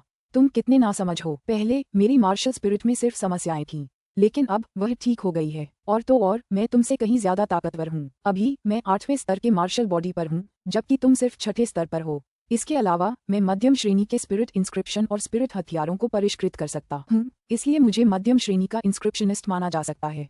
तुम्हारे क्या हाल हैं? तुम कैसी चीज हो? इन शिलालेख गुरुओं ने अपना पूरा जीवन एकांत में शिलालेखों का अध्ययन करते हुए बिताया था। उन्हें बाहरी दुनिया की ज्यादा समझ नहीं थी, इसलिए स्वाभाविक रूप से उन्हें किन युन के बारे में भी जानकारी नहीं थी। किन युन सिर्फ 16 साल का था और पहले से ही 8वें स्तर के मार्शल बॉडी क्षेत्र में था। यह वाकई आश्चर्यजनक था। पहले तो किसी को यकीन नहीं हुआ, लेकिन किन युन द्वारा छोड़े गए वज्र मार्शल स्पिरिट की आभा को महसूस करने के बाद वे चौंक गए। ये सचमुच 16 साल के 8वें दर्जे का मार्शल बॉडी था। इसका मतलब ये था कि 20 वर्ष से कम आयु के जो लोग 9वें स्तर के मार्शल बॉडी क्षेत्र में कदम रख सकते थे, वे संभवतः 30 वर्ष की आयु में मार्शल डाउ क्षेत्र में कदम रखेंगे। जाहिर है यहाँ कीमिया का आदान प्रदान चल रहा है और मुख्य बात यह है कि वस्तुओं को बनाने के लिए जरूरी सामग्रियों का ज्ञान साझा किया जाए। अगर मुझे कुछ कहना होता तो मैं यही कहता कि आपकी ज्यादातर सामग्रियां मेरे किसी काम की नहीं होंगी। किन युन अपने बगल में बैठे बुजुर्ग के सामने आया और बोला, आप सभी ने कहा कि इन सामग्रियों को परिष्कृत करना मुश्किल या नामुमकिन है। हालांकि मेरे हिसाब से यह इतना मुश्किल नहीं है। मैं इन स्पिरिट बीस्ट हड्डियों का उपयोग रॉयल ग्रेड बोन स्टील को परिष्कृत करने के लिए कर सकता हूँ। लैन फेंगजिन ने थोड़ा सा मुंह बनाया। उसे लगा कि किन युन के मौजूदा स्तर को देखते हुए वह ऐसा नहीं कर पाएगा। उसे भी यह बेहद मुश्किल लग रहा था। अन्य लोग किन युन की असली ताकत नहीं जानते थे, इसलिए उनका मानना था कि वह ऐसा करने में सक्षम नहीं होगा। किन युन, हालांकि आप युद्ध कला के क्षेत्र में एक प्रतिभाशाली व्यक्ति हैं, लेकिन जिन सामग्रियों का इस्तेमाल किया गया था वे शिलालेख के ताव से संबंधित हैं। हम भी शिलालेख के ताव के उस्ताद हैं। आप हमारे सामने शेखी बघार रहे हैं। एक बूढ़े व्यक्ति ने व्यंग्य किया। तुम्हें मेरी बात पर यकीन नहीं है तो मैं इसे यहीं बना दूंगा ताकि तुम सब देख सको। अगर मैं सच में बना पाया तो तुम जमीन पर पड़ी ये सारी चीजें मुझे दे दोगे। तुम क्या सोचते हो? किन युन मुस्कुराया। अगर मैं ऐसा नहीं कर पाया तो मैं अपना उच्च श्रेणी का अग्नि आत्मा शिलालेख सबके साथ बांट दूंगा। उच्च श्रेणी के अग्नि आत्मा शिलालेख भी बहुत कीमती हैं। लैन फेंगजिन और किन युन के अलावा यहाँ के किसी भी उच्च श्रेणी के शिलालेखकार ने उच्च श्रेणी के आत्मा शिलालेखों में महारत हासिल नहीं की थी। लैन फेंगजिन ने उसे नहीं रोका। वह भी देखना चाहती थी कि किन युन वाकई ऐसा कर पाता है या नहीं। वह देखना चाहती थी कि वह ऐसा कैसे कर पाता है। ठीक है, जैसा कहोगे वैसा ही करोगे। अगर तुम हमसे झूठ बोलोगे तो चाहे बड़े बुजुर्ग भी आ जाएं, हम तुम्हें जाने नहीं देंगे। एक बूढ़े आदमी ने कहा। अन्य उच्च श्रेणी के शिलालेखकार भी इस बात से सहमत थे और वे सभी बहुत प्रसन्न थे। इस समय झुओ चुवान ने दरवाजा खोला और अंदर प्रवेश किया। अंदर आते ही वह मुस्कुराया और बोला, बहुत ही जीवंत बातचीत है। बातचीत का विषय क्या है? बताओ। एक बूढ़े आदमी ने जल्दी से झुओ चुवान को बताया कि अभी क्या हुआ था। झुओ चुवान ने ये सुनकर भौहें चढ़ाईं और कहा, सब लोग मेरी खातिर अभी शर्त भूल जाओ। किन युन, नाराज मत हो। अगर तुम हार गए तो तुम्हें बहुत नुकसान होगा। अगर वह अपने उच्च स्तरीय अग्नि आत्मा शिलालेख इन उच्च स्तरीय शिलालेखकारों को दे देता तो वे भी उन्हें झटपट बेच देते। कुछ ही समय बाद वे हर जगह दिखाई देने लगते। उच्च पदस्थ शिलालेखकार केवल खेद के साथ सहमति में सिर हिला सके। उनके दृष्टिकोण से किन युन केवल क्रोधित हुआ था, इसलिए उसने ऐसी शर्त लगाई थी। यहाँ तक कि झुओ चुवान को भी लगा कि किन युन के लिए एक आत्मिक जानवर की हड्डियों को रॉयल ग्रेड बोन स्टील में परिष्कृत करना असंभव था। महान बुजुर्ग, मैं अपनी बात का पक्का हूँ। मैं जो कहूंगा वही करूंगा। किम यून ने जमीन पर बिखरी आत्मा जानवर की हड्डियों को देखा और गटक गया। अगर वह उन्हें हासिल कर लेता तो भविष्य में शाही स्तर की आत्मा कलाकृति बनाना बहुत आसान हो जाता। किम यून, यह कोई मजाक नहीं है। झुओ चुवान की अभिव्यक्ति गंभीर हो गई। मुझे पता है। किम यून को अपने आप पर पूरा भरोसा था। लैन फेंगजिन हंसी, महान बुजुर्ग, उसे रहने दो। उसके जैसे बच्चे के लिए उसका प्रतिस्पर्धात्मक होना स्वाभाविक है। आखिरकार वह जवान और जिंदा दिल है। बचपन में कौन ऐसा नहीं था। किम यून ने उसकी ओर ऐसे देखा जैसे वह उसके संबोधन के तरीके से असंतुष्ट था। चूंकि तुम ऐसा करने के लिए दृढ़ हो तो रहने दो। झुओ चुवान ने भी आह भरी और कहा, मैं तो बस एक रेफरी हूँ। मैं किसी के प्रति पक्षपाती नहीं हूँ। मैं निष्पक्ष और न्यायप्रिय हूँ। किम यून, तुम्हें समय तो तय करना ही होगा, है ना? अगर तुम्हें इसे 10 साल में पूरा करना होता तो क्या हमें तब तक इंतजार नहीं करना पड़ता? एक बूढ़े आदमी ने कहा, मैं समय बर्बाद नहीं करना चाहता। 20 घंटे। किम यून के शब्दों से उपस्थित लोगों में हंगामा मच गया। लैन फेंगजिन भी हैरान थी। वह सचमुच किसी ऐसे तरीके के बारे में नहीं सोच पा रही थी जिससे किम यून 20 घंटे के अंदर रॉयल ग्रेट बोन स्टील को परिष्कृत कर सके। चूंकि हम रॉयल ग्रेट बोन स्टील को परिष्कृत करने जा रहे हैं तो क्या हमें रॉयल ग्रेट स्पिरिट आयरन की जरूरत है? मैं इसे उपलब्ध करा दूंगा। झुओ चुवान ने अंगूठे के आकार का एक लोहे का टुकड़ा निकाला और उसे निरीक्षण के लिए बड़ों को सौंप दिया। निरीक्षण के बाद सभी बुजुर्गों ने एक एक करके सिर हिलाकर पुष्टि की कि यह शाही ग्रेड का स्पिरिट आयरन है, न कि शाही ग्रेड का बोन स्टील। जब किम यून ने रॉयल ग्रेड स्पिरिट आयरन का टुकड़ा उठाया तो वह मन ही मन घबरा गया। अंगूठे के आकार का ये टुकड़ा असल में कई 100 किलोग्राम का था। तो फिर शुरू करते हैं, झुओ चुवान ने कहा। किम यून ने एक अपेक्षाकृत छोटी, सुनहरी आत्मा जानवर की हड्डी चुनी। वह लगभग हथेली के आकार की थी और उसका वजन लगभग 10 जिन था। महान बुजुर्ग, कृपया मेरे लिए शाही ग्रेड स्पिरिट आयरन का ये टुकड़ा काट दीजिए। मुझे इसमें से केवल 20 जिन चाहिए, किम यून ने कहा। झुओ चुवान ने एक तेज चाकू निकाला और शाही किस्म के स्पिरिट आयरन का एक छोटा सा टुकड़ा काट लिया। आकार तो सिर्फ एक चावल के दाने जितना था, लेकिन वजन में 20 जिन से भी ज्यादा था। हर कोई आश्चर्यचकित था कि झुओ चुवान का चाकू इतना तेज था और स्पिरिट आयरन को इतनी आसानी से काट सकता था। किम यून ने अपनी भट्ठी और विशाल राजा आत्मा हथौड़ा निकाला और उन्हें निरीक्षण के लिए बड़ों को सौंप दिया। उसकी भट्ठी भयानक थी, लेकिन उस विशालकाय राजा आत्मा हथौड़ा ने सभी को चौंका दिया क्योंकि उसके अंदर एक मार्शल आत्मा थी जो हथौड़ा के साथ बहुत संगत थी। जब सभी ने किम यून के विशालकाय राजा आत्मा हथौड़े को ध्यान से देखा तो उनके दिल दहल गए। ऐसा इसलिए था क्योंकि उस हथौड़े को किम यून ने अकेले ही गढ़ा था। किम यून, आपके हथौड़े में मार्शल स्पिरिट बहुत अच्छी है। इस हथौड़े को जुवान आर्टिफैक्ट के स्तर तक उठाना मुश्किल नहीं होगा। जुवान आर्टिफैक्ट को परिष्कृत करने का सबसे मुश्किल काम है किसी हथियार में उपयुक्त मार्शल स्पिरिट को शामिल करना। कई शिलालेख गुरु ऐसा करने में असमर्थ हैं। झुओ चुवान ने आश्चर्य से किम यून को विशाल राजा स्पिरिट का हथौड़ा लौटा दिया। किम यून ने कियाओ रुइवन से आत्मा शोधन की कला सीखी थी, इसलिए वह बहुत पहले से ही मार्शल स्पिरिट को हथियार में बदल सकता था। हालांकि इस अजीब आत्मा शोधन तकनीक को एक राक्षसी कला माना जाता था। लैन फेंगजिन ने किम यून को बहुत गंभीरता से देखा क्योंकि वह खुद देखना चाहती थी कि किम यून ने रॉयल ग्रेट बोन स्टील कैसे बनाया है। वह किम यून से अच्छी तरह वाकिफ थी और समझ सकती थी कि किम यून बहुत आत्मविश्वासी है। हालांकि उसे यकीन नहीं हो रहा था कि वह रॉयल ग्रेट बोन स्टील बना सकता है। किम यून ने स्पिरिट आयरन और जानवर की हड्डी को भट्ठी में डाल दिया और उसे जलाना शुरू कर दिया। उसके पास बैंगनी सोने की अग्नि मार्शल स्पिरिट है। क्या यह अग्नि और भी खास है? ये शाही ग्रेड स्पिरिट आयरन और स्पिरिट बीस्ट हड्डियों को आसानी से परिष्कृत कर सकती है। ऐसे बहुत कम लोग हैं जिनके पास बैंगनी सोने जैसी अग्नि मार्शल स्पिरिट होती है। हमें इसकी विस्तृत जानकारी नहीं है, लेकिन हो सकता है कि इस ज्वाला का वाकई कोई चमत्कारी प्रभाव हो। अगर ऐसा है तो क्या हम इस बच्चे के द्वारा धोखा नहीं खाएंगे? उच्च पदस्थ शिलालेखकार सभी मन ही मन चिंतित थे। जब उन्होंने किम यून के विशाल राजा आत्मा हथौड़े को देखा तो वे चिंतित हो गए। उनके लिए आत्मा पशु की हड्डियां प्राप्त करना आसान नहीं था। किम यून की बैंगनी सुनहरी लौ वास्तव में मजबूत थी, लेकिन यह उसकी सबसे मजबूत लौ नहीं थी। उसकी सबसे तेज ज्वाला निदर्शन ज्वाला थी। यह एक विचित्र ज्वाला थी जो किसी भी चीज को झटपट जला सकती थी। बैंगनी सोने की आग का उपयोग उन्होंने केवल कवर के रूप में किया था। बहुत कम लोग थे जिनके पास बैंगनी सोने की लौ मार्शल आत्मा थी, इसलिए हर किसी को इसके बारे में केवल सीमित समझ थी और सोचा कि यह बहुत मजबूत था। अध्याय 235। किम यून ने सामग्री को गलाना शुरू किया। ऐसा लग रहा था जैसे भट्टी में बैंगनी रंग की लपटें जल रही हों, लेकिन भट्टी में एक गहरी काली लौ जल रही थी। यह नेदर्सन ज्वाला थी। नेदर्सन ज्वाला बहुत जादुई थी। चीजों को जलाते समय ये बहुत तेज गर्मी पैदा नहीं करती थी, लेकिन इसमें पदार्थों को घोलने की क्षमता थी। किम यून ने अपनी आंतरिक ऊर्जा को नेदर्सन ज्वालाओं को प्रज्वलित करने के लिए मुक्त किया और शाही ग्रेट स्पिरिट आयरन और स्पिरिट बीस्ट हड्डियों को जला दिया। 2 घंटे से भी ज्यादा समय बाद स्पिरिट आयरन और हड्डी दोनों में नरमी के संकेत दिखाई दिए। ये किम यून की साधना के कारण भी था। अगर वह मार्शल दाव क्षेत्र में होता तो उसके द्वारा छोड़ी गई नेदर्सन लपटें निश्चित रूप से रॉयल ग्रेट स्पिरिट आयरन और स्पिरिट बीस्ट हड्डी को थोड़े समय में लुगदी में बदलने में सक्षम होती। बेशक उसे तरल को उबालने की जरूरत नहीं थी। अगर वह बहुत नरम होता तो उसके लिए स्पिरिट आयरन और जानवर की हड्डी को एक साथ मिलाकर एक बनाना काफी होता। झुओ चुवान के मार्गदर्शन में सभी लोग तरह तरह की कीमिया की बारीकियों पर चर्चा कर रहे थे। इसलिए वे निराश नहीं हुए। किन युन के नतीजों का इंतजार करते हुए उन्होंने आपस में बातचीत की। बातचीत करते समय वे कभी कभी किन युन पर ध्यान देते थे। इस समय किन युन 5 घंटे से बिना किसी गतिविधि के चल रहा था। सभी को राहत मिली और लगा कि किन युन पूरी तरह से हार गया है।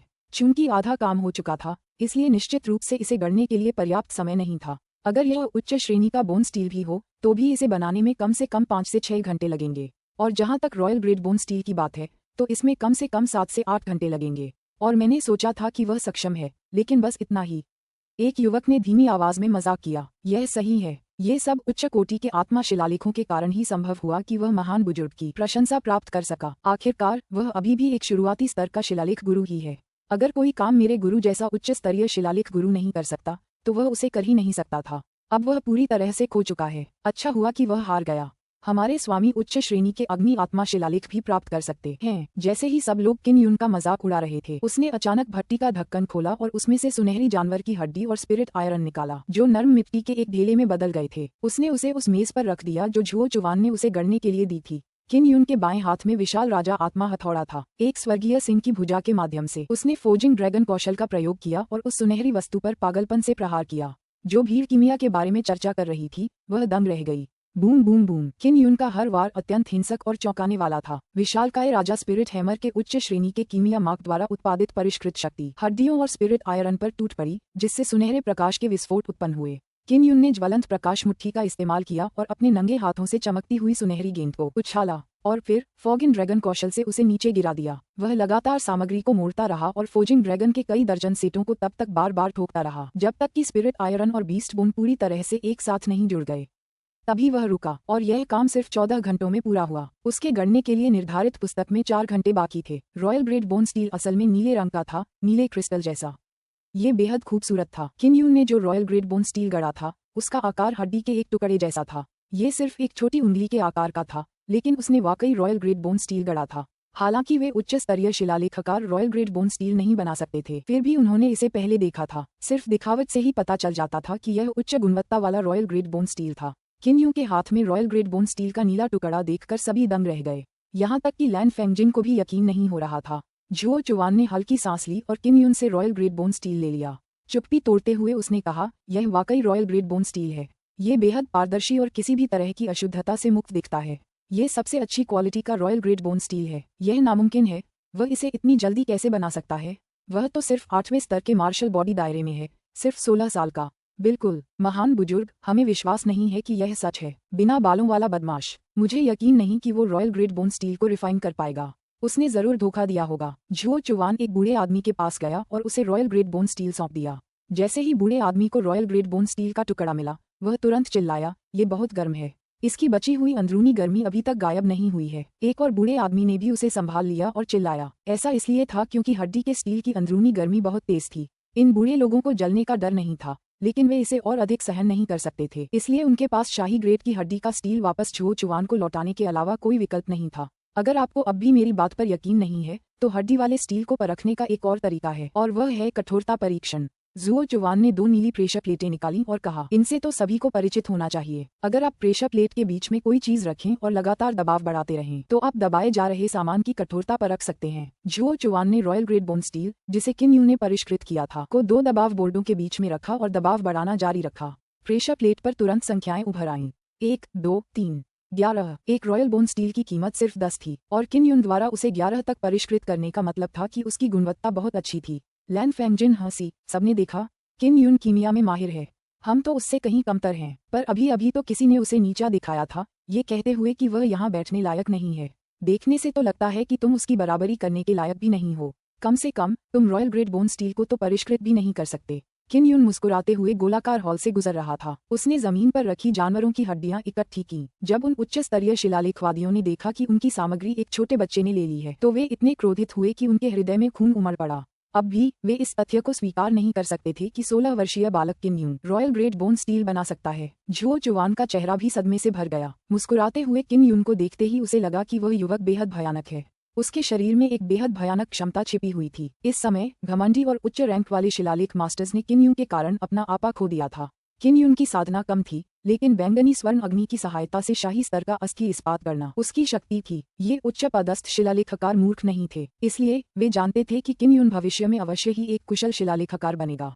इस समय किम यून को नाराज करने के बाद वे बेहद नाराज महसूस कर रहे थे। आमतौर पर वे घमंडी और अहंकारी होते थे, लेकिन वे सिर झुकाकर माफी मांगने को तैयार नहीं थे। महान बुजुर्ग, आपके निमंत्रण के लिए बहुत बहुत धन्यवाद, जिससे मुझे इतना कुछ कमाने का मौका मिला।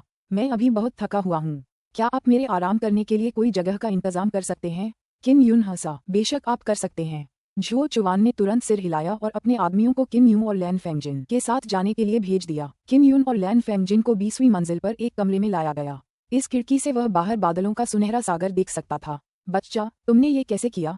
वे नहीं जानते कि वायलट फ्लेम कितनी शक्तिशाली है, लेकिन मुझे पता है कि यह निश्चित रूप से उतनी शक्तिशाली नहीं है। लैन फेंगजिन किम यून के पास आई और उसकी कमर पर हाथ मारा। किम यून ने रहस्यमयी मुस्कान के साथ कहा, यह मेरा राज है। अगर मैं इसे जोर से कह भी दूं, तो भी तुम ऐसा नहीं कर पाओगे। जब लैन फेंगजिन ने ये सुना तो उसे जिज्ञासा हुई, ये जानते हुए कि किम यून कुछ भी कहने को तैयार नहीं है। वह बस गुस्से से अपने पैर पटक सकी और धीरे से बड़बड़ाई, बहन लैन, मैं बहुत थक गया हूँ, पहले आराम करूंगा। कमरे में दाखिल होते ही किम यून हंसा। वह मुलायम बिस्तर पर लेट गया और तुरंत सो गया। लैन फेंगजिन हॉल में खिड़की के पास आई और बादलों के सुनहरे समुद्र को देखा। उसे किम यून का रहस्यमयी रूप दिखाई देने लगा। किम यून क्या राज छुपा रहा है? हालांकि वह कई बार मुश्किल हालात में फंस चुका था, फिर भी वह सफलतापूर्वक बच निकलने में कामयाब रहा और उसकी ताकत भी बढ़ गई है। छोड़ो, मैं भी आराम करने जा रहा हूँ। लैन फेंगजिन के भी अपने राज थे।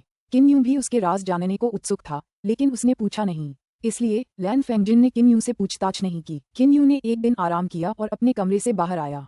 उसने लैन फेंगजिन को देखा, जिसने हल्के नीले रंग की पोशाक पहनी हुई थी और हॉल में झुओ चुवान के साथ चाय पी रही थी। किम यून, तुम जाग गए। कल तुम्हारा प्रदर्शन तो बहुत ही चौंकाने वाला था। मुझे भी लगा कि तुम धोखा दे रहे हो। झुओ चुवान ने हंसते हुए कहा, हालांकि तुमने धोखा नहीं दिया, क्योंकि हम सबने तुम्हारी शोधन प्रक्रिया को व्यक्तिगत रूप से देखा था। किम यून झुओ चुवान के सामने एक कुर्सी पर बैठ गया और मुस्कुराते हुए बोला, महान बुजुर्ग, क्या आपके पास मेरे लिए अच्छी खबर है? कल उसने झुओ चुवान से औषधीय गोलियां खरीदने का रास्ता खोजने में मदद करने का अनुरोध किया था। हाँ, मेरे पास एक अच्छी खबर है। मैंने सुना है कि कोई एनर्जी कंसोलिडेटिंग स्पिरिट पिल बेचना चाहता है।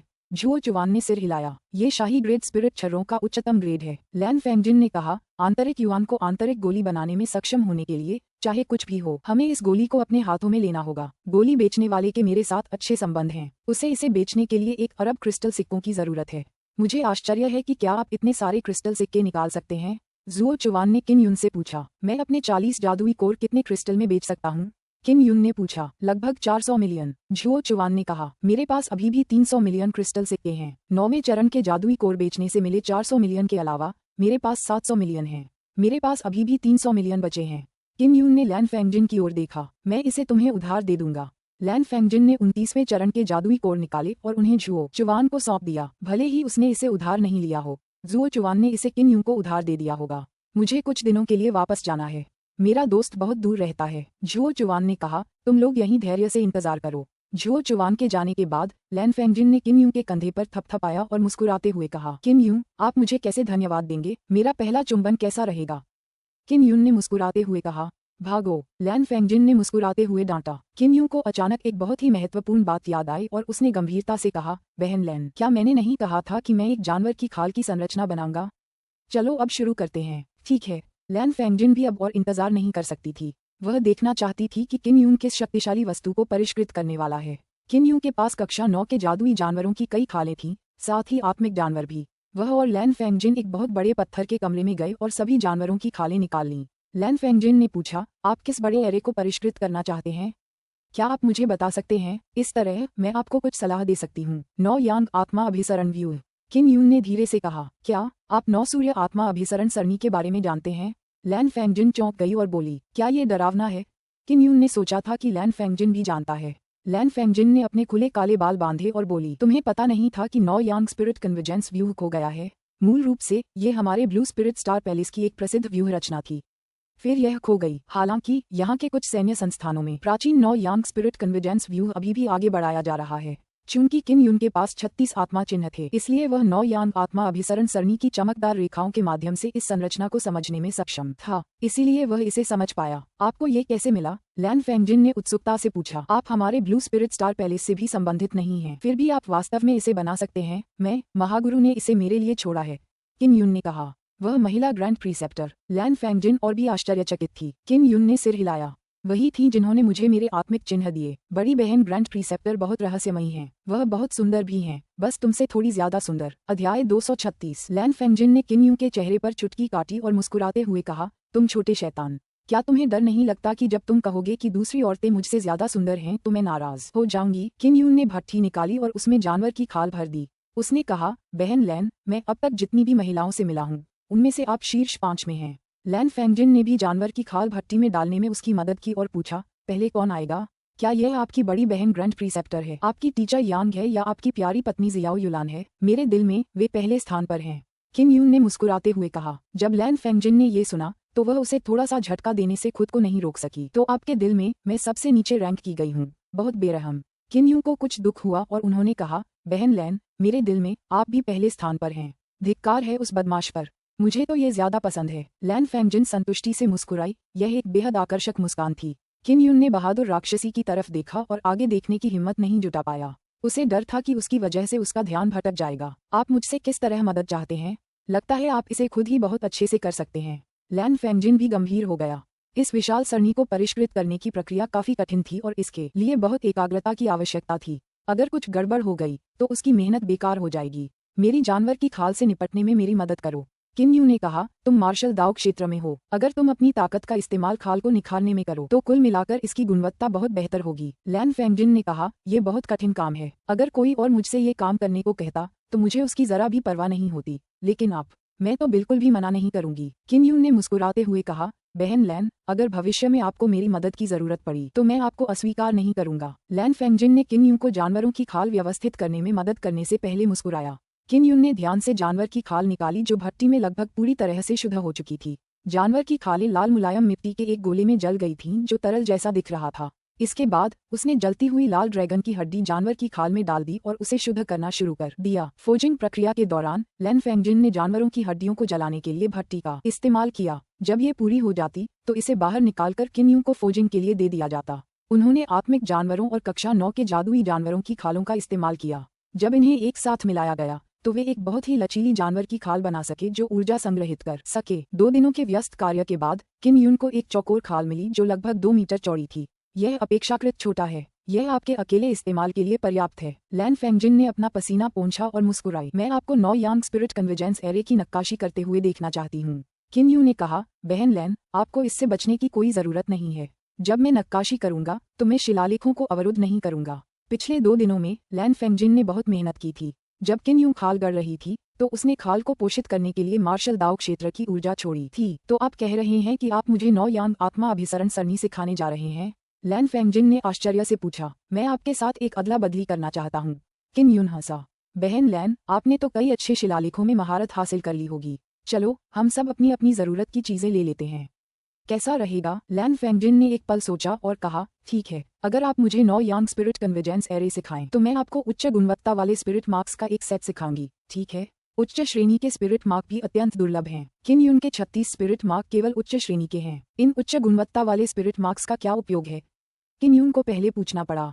अगर इनका उपयोग अच्छा नहीं होता तो वह नुकसान में होता। अगर उसके पास समान प्रभाव वाले स्पिरिट मार्क्स होते तो इनकी जरूरत ही नहीं होती। ऐसा कहा जाता है कि स्टार गाइडिंग स्पिरिट मार्क्स का इस्तेमाल ताबीज बनाने में किया जाता है और ये उल्कापिंडों को आकर्षित कर सकते हैं। कुछ छोटे उल्कापिंडों में दुर्लभ और कीमती शोधन सामग्री की प्रचुर मात्रा होती है, इसलिए वे काफी उपयोगी होते हैं।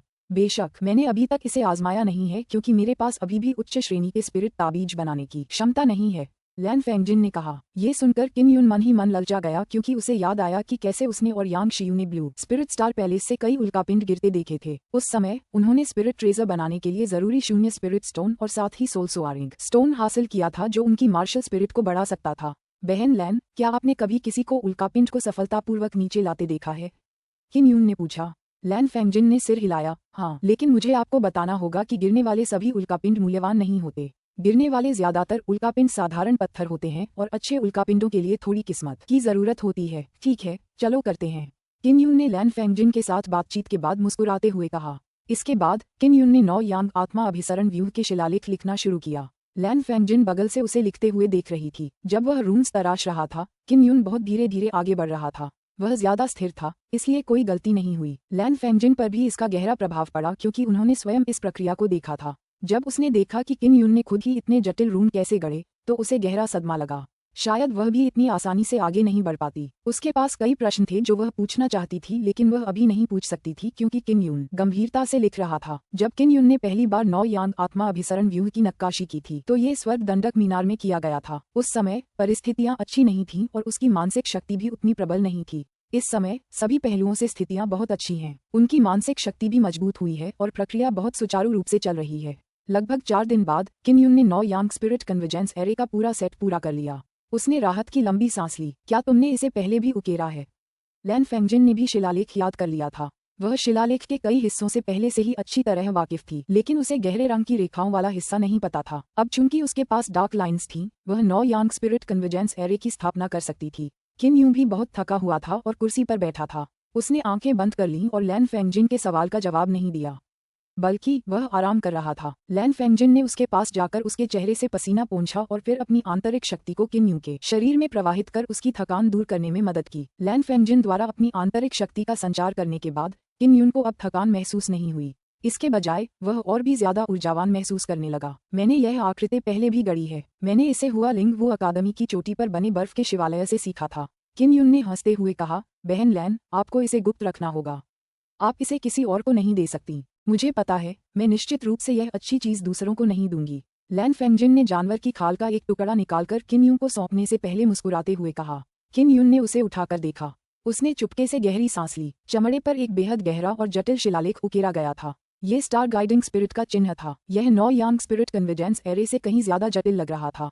बहुत शक्तिशाली। किन यून ने प्रशंसा की। तुम्हें स्टार गाइडिंग स्पिरिट का निशान फैलाने की भी इजाजत नहीं है। अगर ब्लू स्पिरिट स्टार पैलेस को पता चल गया तो मुझे अपनी जान बचाकर भागना पड़ेगा। लैन फेंगजिन ने भी उसे चेतावनी दी। चिंता मत करो। किन यून ने जानवर की खाल रख ली। उसने जो 9 यांग आत्मा अभिसरण व्यूह बनाया था वह अभी भी जमीन पर था। वह वहां गया और उस मुलायम भूरे जानवर की खाल पर बैठ गया। उसने मुट्ठी भर क्रिस्टल सिक्के निकाले और उन्हें जानवर की खाल के ऊपर जमीन पर बिखेर दिया ताकि संरचना के रून उसे अवशोषित कर सकें। जब तक 9 यांग आत्मा अभिसरण संरचना सक्रिय रहेगी और अवशोषण शुरू होगा, आध्यात्मिक ऊर्जा का एक हिस्सा संरचना को संचालित करने के लिए आवंटित किया जाएगा, जबकि अन्य भाग संरचना में बैठे लोगों द्वारा अवशोषित किया जाएगा। बहन लैन, यह 9 यांग स्पिरिट कन्वर्जेंस एरे किस लेवल का है? किन यून ने उत्सुकता से पूछा। वह जानना चाहता था कि वह किस स्तर का एरे बना सकता है। इसे उच्च श्रेणी का लघु स्तरीय स्पिरिट एरे माना जा सकता है। लैन फेंगजिन ने कहा, आमतौर पर इस तरह का एरे स्वयं द्वारा स्थापित किया जाता है, इसलिए ये बहुत दुर्लभ है। ऐसी स्थिति में क्या मुझे उच्च श्रेणी का शिलालेख मास्टर माना जाएगा? किन यून हंसा, क्योंकि वह मध्यवर्ती स्तर के शिलालेख मास्टर को छोड़कर आगे बढ़ गया था। लैन फेंगजिन दंग रह गई और उसे यकीन करना मुश्किल हो रहा था।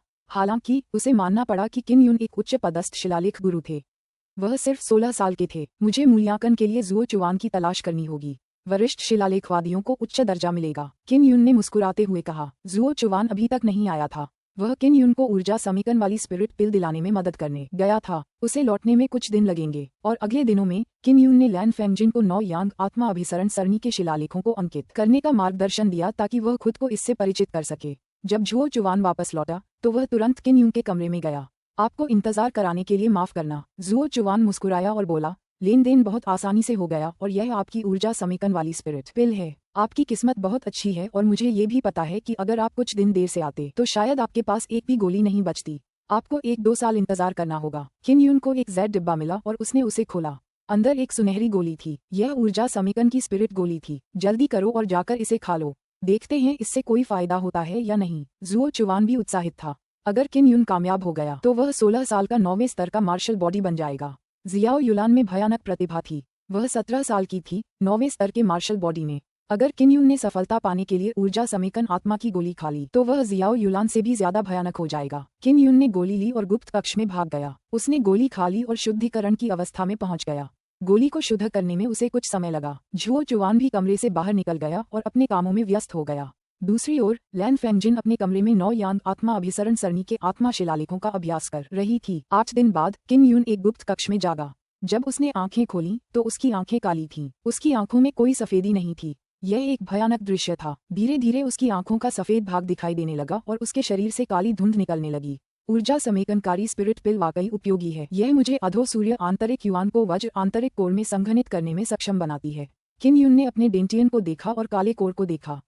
यह वज्र आंतरिक कोर है। वज्र के आंतरिक कोर को रूपांतरित करने से उसकी आंतरिक ऊर्जा अधिक मजबूत हो जाएगी और यह उसकी आंतरिक ऊर्जा से अधिक सुरक्षित भी होगी। इसके अलावा वह थोड़ी सी आंतरिक परम शक्ति उत्पन्न करने में भी सक्षम था।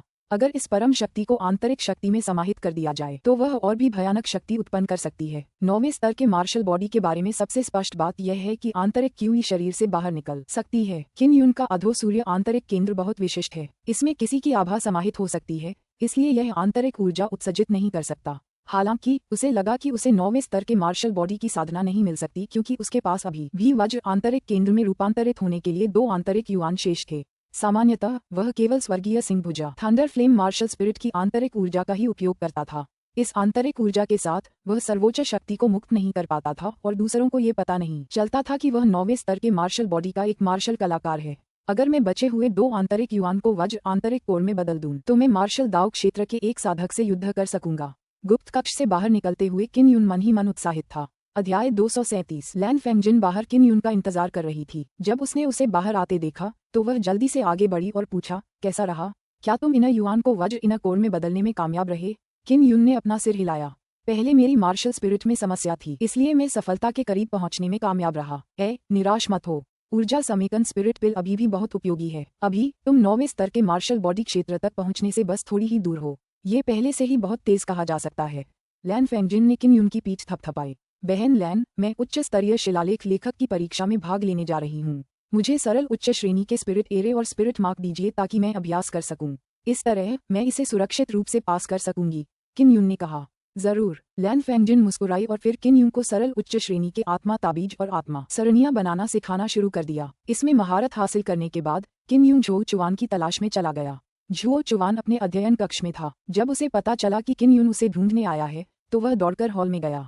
जब उसने किन यून को देखा तो उसने जल्दी से पूछा, क्या तुम 9वें स्तर के मार्शल बॉडी में हो? किन यून ने मुस्कुराते हुए कहा, जल्द ही। शायद ऐसा इसलिए है क्योंकि पहले मेरी मार्शल स्पिरिट में कुछ गड़बड़ हो गई थी, इसलिए मैं अभी तक आगे नहीं बढ़ पाया हूँ। झो चुवान ने सिर हिलाया। यह अच्छी बात है, मुझे चिंता है कि ऊर्जा समेकन स्पिरिट गोली अप्रभावी है। किन यून ने कहा, यह कारगर है, परिणाम अभी भी बहुत अच्छे हैं। ठीक है महान बुजुर्ग, मैं उच्च स्तरीय शिलालेख मास्टर परीक्षा देने आया हूँ। मैं कब शुरू करूँ? क्या अब तुम मूल्यांकन ले रहे हो? झो चुवान डर गया। हालांकि जब उसने सोचा कि किन यून शाही स्तर का अस्थि इस्पात बनाने में सक्षम था तो उसे लगा कि यह तो कुछ भी नहीं है। किन यून ने हंसते हुए कहा, हाँ, अगर मैं एक उच्च पदस्थ शिलालेख मास्टर हूँ तो दिव्य शिलालेख महल में मुझे किस तरह का व्यवहार मिलेगा? इलाज जरूर बहुत बेहतर होगा। अगर आपके पास समय है तो मैं गारंटी दे सकता हूँ कि आप यहाँ ढेर सारे क्रिस्टल सिक्के कमा पाएंगे। झो चुवान ने कहा, इसके अलावा आप अपनी जरूरत की गोलियां और सामग्री ढूंढने में हमारी मदद ले सकते हैं। अगर आपके पास पर्याप्त क्रिस्टल सिक्के नहीं हैं तो हम आपके भुगतान में मदद कर सकते हैं। महान वृद्ध, मुझे कुछ और ऊर्जा समेकन आत्मा की गोलियां चाहिए। क्या आप मुझे उन्हें पाने में मदद कर सकते हैं? किन यून ने पूछा। उसके पास अभी भी वज्र के आंतरिक केंद्र में बदलने के लिए 2 आंतरिक युआन बाकी थे। अगर वह ऊर्जा समेकन आत्मा की गोली खा लेता तो वह इसे बहुत जल्दी पूरा कर पाता। झो चुवान ने भौहें चढ़ाईं और कहा, ये संभव है, लेकिन इसे प्राप्त करने में तुम्हें 1 या 2 साल लगेंगे। आखिरकार यह एक रॉयल ग्रेड स्पिरिट पिल है और इसे इतनी आसानी से परिष्कृत नहीं किया जा सकता। यदि झो चुवान न होता तो चाहे किन यून के पास कितने भी क्रिस्टल सिक्के क्यों न होते, वह ऊर्जा समेकन आत्मा की गोली प्राप्त करने में सक्षम नहीं हो पाता। अगर आप तैयार हैं तो आप अभी उच्च स्तरीय शिलालेखों का मूल्यांकन शुरू कर सकते हैं। मूल रूप से अगर आप इंटरमीडिएट शिलालेख मास्टर होते तो आप उन्नत परीक्षा दे सकते थे, लेकिन आपकी स्थिति थोड़ी अलग है। आप रॉयल ग्रेड बोन स्टील को परिष्कृत कर सकते हैं, इसलिए मैं एक अपवाद बनाकर आपको सीधे उन्नत परीक्षा देने की अनुमति देता हूँ, झो चुवान ने कहा। किन यून ने मुस्कुराते हुए कहा, तो फिर मुझे महान बुजुर्ग का शुक्रिया अदा करना होगा। मैं किसी भी समय मूल्यांकन शुरू करने के लिए तैयार हूँ। झो चुवान किन यून को परीक्षा कक्ष में ले गया। वहाँ कई हथौड़े और भट्टियां थीं जिनसे परीक्षा ली जा सकती थी, या तो दिव्य शिलालेख महल द्वारा उपलब्ध कराए गए उपकरणों से या फिर अपने स्वयं के उपकरणों से। किन यून ने सिर्फ अपना हथौड़ा इस्तेमाल किया।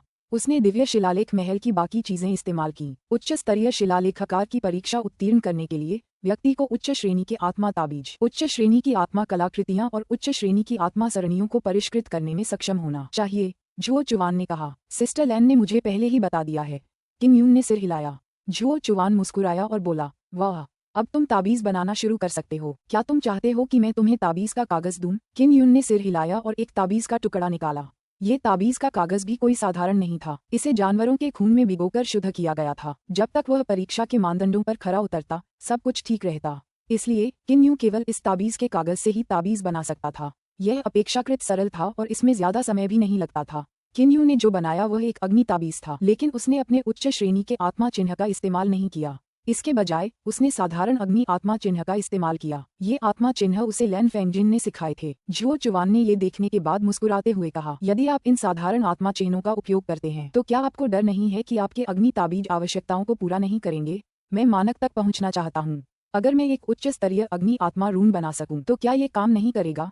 किन यून ने उत्सुकता से पूछा। बिल्कुल नहीं। अगर आप कुछ स्पिरिट मार्क भी बना लें और उच्च स्तरीय स्पिरिट तावीज भी बना लें तो भी अगर आपके पास पर्याप्त शक्ति नहीं है तो ये काफी नहीं होगा। झुओ चुवान मुस्कुराया और बोला, क्या अब आप कोई दूसरा स्पिरिट मार्क बदलना चाहते हैं? कोई जरूरत नहीं है। मुझे लगता है कि मैं साधारण आत्माओं के निशानों से और भी ज्यादा शक्तिशाली तावीज बना सकता हूँ। किन यून को खुद पर पूरा भरोसा था। इस तरह वह अपना असली स्तर देख सकता था। उनके बनाए तावीज बेहद भयानक लगते थे क्योंकि उन्होंने उच्च कोटि के आत्मा चिन्हों का इस्तेमाल किया था। अगर ये साधारण आत्मा चिन्हों से बने होते और इनकी शक्ति भी काफी होती तो किसी शिलालेख गुरु का स्तर समझ में आता। झुओ चुवान ने सिर हिलाया। वह ये भी अनुमान लगा रहा था कि अगर किन यून साधारण आत्मिक शिलालेखों का इस्तेमाल करके ताबीज बनाए तो वह कितना शक्तिशाली होगा। कई शिलालेख गुरु जब किन यून का जिक्र करते थे तो उसे स्वीकार करने को तैयार नहीं होते थे। उनका मानना था कि किन यून ने उच्च स्तरीय शिलालेखों में महारत हासिल कर ली है, इसीलिए वह शक्तिशाली आत्मिक ताबीज और आत्मिक कलाकृतियां बना पाता था। उच्च स्तरीय शिलालेख मास्टर परीक्षा में एक निश्चित मात्रा में आक्रमण शक्ति वाले तावीज बनाने होते थे। ऐसा करके ही तावीजों की शक्ति का सीधा आकलन किया जा सकता था। किन यून अक्सर जटिल उच्च स्तरीय आत्मा चिन्ह अंकित करते थे। अब जब वे साधारण आत्मा चिन्ह अंकित कर रहे थे तो वे बेहद सहज थे और आसानी से ताबीज के कागज पर अंकित हो जाते थे। उन्हें इसे एक बार में पूरा करने में 1 घंटे से ज्यादा समय लगता था। मैंने निर्माण पूरा कर लिया है। किन यून ने अपने बनाए हुए ताबीज को देखा और संतुष्टि से सिर हिलाया। महान बुजुर्ग, मैं इसका परीक्षण कैसे करूं? बहुत आसान है। इस ताबीज को मेरी एक खास भट्टी में डाल दो और फिर उसे ढक्कन से ढक दो। अगर तुम्हारे ताबीज की ताकत काफी है तो ये भट्टी का ढक्कन हिला सकता है। झुओ चुवान ने किन यून का उच्च श्रेणी का अग्नि आत्मा ताबीज लेने से पहले कहा। उसने अग्नि आत्मा ताबीज को अपनी भट्टी में फेंक दिया और जल्दी से ढक्कन बंद कर दिया। टकराना। भट्टी के अंदर से एक धीमी सी आवाज आई जिससे पूरी भट्टी हिल गई और ढक्कन बहुत तेज बल से उड़ गया। झनकार। भट्टी का ढक्कन जमीन पर गिर गया जिससे बहुत तेज आवाज हुई। झुओ चुवान अवाक रह गया। उन्होंने कई उच्च स्तरीय परीक्षाओं की अध्यक्षता की थी। पुराने शिलालेखकारों द्वारा परिष्कृत किए गए कई उच्च श्रेणी के ताबीज भट्टी का ढक्कन थोड़ा सा ही उठा पाते थे। जहां तक किन यून द्वारा गढ़े गए उच्च श्रेणी के आत्मा ताबीज की बात है तो उसने पर्दा ही उड़ा दिया। उसे सबसे अधिक आश्चर्य इस बात पर हुआ कि किन यून ने जो उच्च श्रेणी का आत्मा ताबीज बनाया था वह साधारण आत्मा रूनों का उपयोग करके बनाया गया था। महान वृद्ध, क्या आपकी भट्टी का ढक्कन हटाना इतना आसान नहीं है? या आपने अभी उसे ढका नहीं है? जब किन यून ने झुओ चुवान के चेहरे पर हैरानी देखी तो उसने पूछा, क्या मैं एक और अग्नि आत्मा तावीज बनाकर उसकी नई शक्ति का परीक्षण करूं? झुओ चुवान ने आश्चर्य से आह भरी और कहा, कोई जरूरत नहीं। आपने जो अग्नि ताबीज परिष्कृत किया है वह बहुत शक्तिशाली है। मैं इसे महसूस कर सकता हूँ।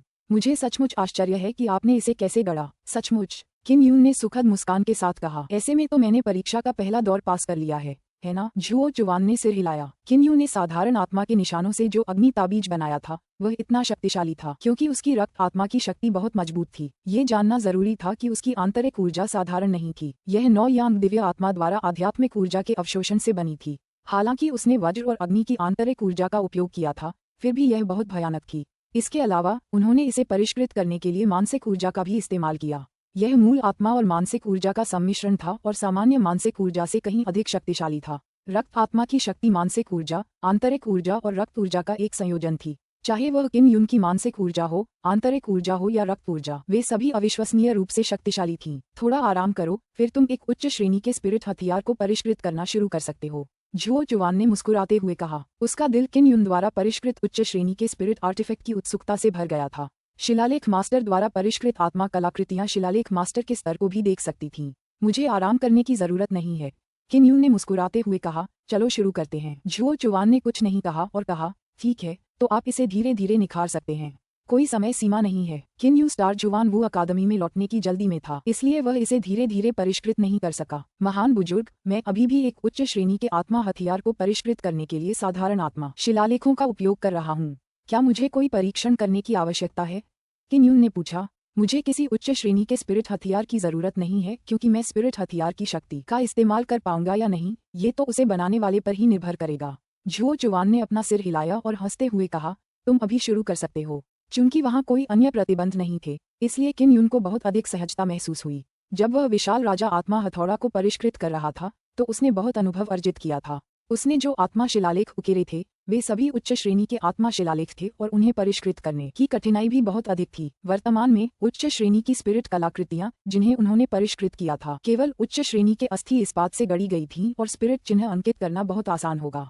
मैं कृपाण को निखारूंगा, मैं इसी में सबसे अच्छा हूँ। किन यू ने सिर्फ साधारण ठोस और शक्ति संचयन चिन्ह साथ ही बेस्क शिलालेख भी गढ़े थे। जब तक स्पिरिट आर्टिफैक्ट पर 5 उच्च श्रेणी के स्पिरिट शिलालेख उकेरे गए हों और इस्तेमाल की गई सामग्री उच्च श्रेणी की स्पिरिट सामग्री हो, तब तक परिष्कृत हथियार एक उच्च श्रेणी की स्पिरिट आर्टिफैक्ट ही होगा। यह अच्छा होगा या बुरा, ये सब शिलालेख मास्टर द्वारा उकेरे गए स्पिरिट चिन्हों और सामग्री की बनावट पर निर्भर करता था। इसलिए प्रसिद्ध शिलालेख मास्टर्स द्वारा गढ़े गए आध्यात्मिक हथियार आमतौर पर बहुत महंगे होते थे और ऐसा इसलिए था क्योंकि प्रसिद्ध मास्टर्स द्वारा गढ़े गए आध्यात्मिक हथियार गुणवत्ता की गारंटी दे सकते थे। कुछ शिलालेख विशेषज्ञ ऐसे थे जो अभी अभी मध्य श्रेणी से उच्च श्रेणी में पहुंचे थे। वे उच्च श्रेणी के स्पिरिट औजारों को परिष्कृत करते थे जो बहुत अस्थिर थे। उनमें से कुछ घटिया गुणवत्ता के थे और कुछ इतने बुरे नहीं थे, लेकिन प्रसिद्ध विशेषज्ञों की तुलना में वे फिर भी बहुत घटिया थे। किन यून उस समय बड़ी लगन से कृपाण गढ़ रहा था, खासकर सामग्री गढ़ते समय। उसका पूरा ध्यान उच्च श्रेणी के अस्थि इस्पात गढ़ने पर था, यहाँ तक कि झुओ चुवान भी मन ही मन उसकी प्रशंसा किए बिना न रह सका। चूंकि वह रॉयल ग्रेड बोन स्टील को परिष्कृत करने में सक्षम थे, इसलिए उनके द्वारा गढ़े गए उच्च ग्रेड बोन स्टील की गुणवत्ता सर्वोत्तम थी। झुओ चुवान किन यून की लपटों के बारे में और भी ज्यादा उत्सुक था। दुनिया का बहुत कुछ देख चुका होने के नाते वह स्वाभाविक रूप से जानता था कि बैंगनी सोने की आग कितनी शक्तिशाली है, लेकिन इतनी ज्यादा नहीं। उसे एक उच्च स्तरीय आत्मा कलाकृति बनाने में सिर्फ 6 घंटे लगे। बेशक झुओ चुवान को बस शक था। वह जानता था कि किन यून जरूर कोई राज छुपा रही है जो किसी और को नहीं पता होगा। जब किन यून ने पदार्थों को पिघलाया तो उसने अधो सूर्य ज्वालाओं का प्रयोग किया। ये ज्ञात होना चाहिए था कि उसने अधो सूर्य आंतरिक कोर की साधना की थी, इसलिए ज्वालाएं और भी तीव्र थीं। जब उन्होंने कच्चा भ्रूण बनाना समाप्त कर लिया तो उन्होंने बारीक पीसने का काम शुरू कर दिया। 2 घंटे से ज्यादा समय के बाद एक बेहद तेज और सुंदर लंबी कृपाण बनकर तैयार हो गई। अब बस आत्मा के शिलालेख लिखने का आखिरी चरण बाकी था। अध्याय 238। किन यून के लिए आत्मा के निशान उकेरना बेहद आसान काम था, खासकर जब वह सिर्फ साधारण आत्मा के निशान ही उकेर रहा होता था तो ये प्रक्रिया और भी आसान और सहज होती थी। झुओ चुवान किनारे से देख रहा था और कुछ नाखुश था। उसे लग रहा था कि किन यून को अभिलेखन के दांव में उससे आगे निकलने में ज्यादा साल नहीं लगेंगे। बच्चे, तुम सच में एक राक्षस हो। तुमने एक उच्च श्रेणी के स्पिरिट हथियार को इतनी जल्दी परिष्कृत कर दिया। कई उच्च स्तरीय शिलालेखवादियों को इसे पूरा करने में कम से कम कई दिन या 10 दिन से भी ज्यादा लग जाएंगे। अगर वे कुछ और परिष्कृत बनाना चाहें तो उन्हें ज्यादा समय लगेगा। झुओ चुवान ने किन यून की ओर देखा और आह भरी। किन यून ने नक्काशी वाला चाकू पकड़ा और सहजता से आत्मा के निशान उकेरने लगा। चाकू की सख्त सतह पर वह बहुत ही सहज और सहजता से चित्र बना रहा था। ऐसा लग रहा था जैसे उसने कागज पर ब्रश से चित्र बना लिया हो। ये बेहद आसान लग रहा था। मुख्य कारण ये था कि उसकी रक्त आत्मा शक्ति में अधो सूर्य ज्वाला की शक्ति थी, इसलिए वह ब्लेड को छूते ही आसानी से आत्मा के निशान बना सकता था। उसे ब्लेड की नोक का इस्तेमाल करने की बिल्कुल भी जरूरत नहीं थी। यही कारण था कि वह उच्च श्रेणी के अस्थि इस्पात को तराशने के लिए मध्यम श्रेणी के नक्काशीदार चाकू का उपयोग करने में सक्षम थे। झुओ चुवान भी हैरान था। हालांकि उसने कहा नहीं था, लेकिन वह जानता था कि किन यून की रक्त आत्मा ऊर्जा बेहद भयानक है। अगर ऐसा न होता तो वह मध्यम श्रेणी के नक्काशीदार चाकू से उच्च श्रेणी के अस्थि स्टील पर कुछ भी नहीं लिख पाता। किन यून, बेहतर होगा कि तुम इसे एक अच्छे नक्काशीदार चाकू से बदल लो। इस तरह किसी को शक भी नहीं होगा। झुओ चुवान ने गंभीरता से किन यून को याद दिलाते हुए कहा, हाँ, मैं अपने लिए एक को निखारने का समय निकालूंगा। किन यून ने सिर हिलाकर कहा। चूंकि उसे झुओ चुवान पर भरोसा था, इसलिए उसे इस बात का डर नहीं था कि झुओ चुवान रक्त आत्मा बल की विचित्रता देख लेगा। तुम्हें नक्काशीदार चाकू के लिए एक खाका चाहिए, क्या तुम्हारे पास कोई खाका है? झुओ चुवान ने पूछा। अभी नहीं। किन यून को नक्काशीदार चाकू बनाने की प्रक्रिया भी समझ आ गई थी। एक अच्छा नक्काशीदार चाकू बनाने के लिए उसे चित्र में दिए गए निर्देशों का सख्ती से पालन करना था। झुओ चुवान ने कहा, मेरे पास उच्च गुणवत्ता वाले नक्काशीदार चाकू के चित्र हैं, क्या आप उन्हें चाहते हैं? अभी मुझे इसकी जरूरत नहीं है। जब मुझे इसकी जरूरत होगी मैं यहाँ आकर तुम्हें ढूंढ लूंगा, किन यून ने मुस्कुराते हुए कहा। कई घंटों बाद किन यून ने आत्मा के निशान तराशने का काम पूरा कर लिया। कुछ ही घंटों में एक उच्च श्रेणी की आत्मा कृपाण बनकर तैयार हो गई। झुओ चुवान ने इसे लिया और एक नजर डाली। वह चकित होकर बोला, इसकी गुणवत्ता बेहद अच्छी कही जा सकती है। इतने कम समय में इतनी अच्छी गुणवत्ता को निखार पाना वाकई आसान नहीं है। किन यून मुस्कुराया, तो फिर ये ब्लेड कितने क्रिस्टल सिक्कों में बिकेगा? लगभग 20 से 30 मिलियन क्रिस्टल सिक्के। हर पहलू अच्छा है, लेकिन चूंकि आपने साधारण स्पिरिट शिलालेखों का इस्तेमाल किया है, इसलिए इसे चमकाने का कोई और तरीका नहीं है, इसलिए ये कीमत है। जहाँ तक अन्य उच्च श्रेणी के स्पिरिट औजारों की बात है तो उनकी कीमत केवल 1 करोड़ क्रिस्टल सिक्कों से ज्यादा है। झुओ चुवान ने कहा। किन यून ने परीक्षा का दूसरा दौर सफलतापूर्वक पास कर लिया। आखिरकार उसे एक उच्च श्रेणी का स्पिरिट एरे बनाना था। यह उसके लिए बहुत आसान था। उन्होंने कक्षा 9 के एक जादुई जानवर की खाल से एक क्यूई ड्राइंग एरे बनाने का फैसला किया। ये गोल आकार का और लगभग 2 मीटर चौड़ा है। क्यूई ड्राइंग एरे का इस्तेमाल मुख्य रूप से आसपास की ऊर्जा को सोखने के लिए किया जाता है।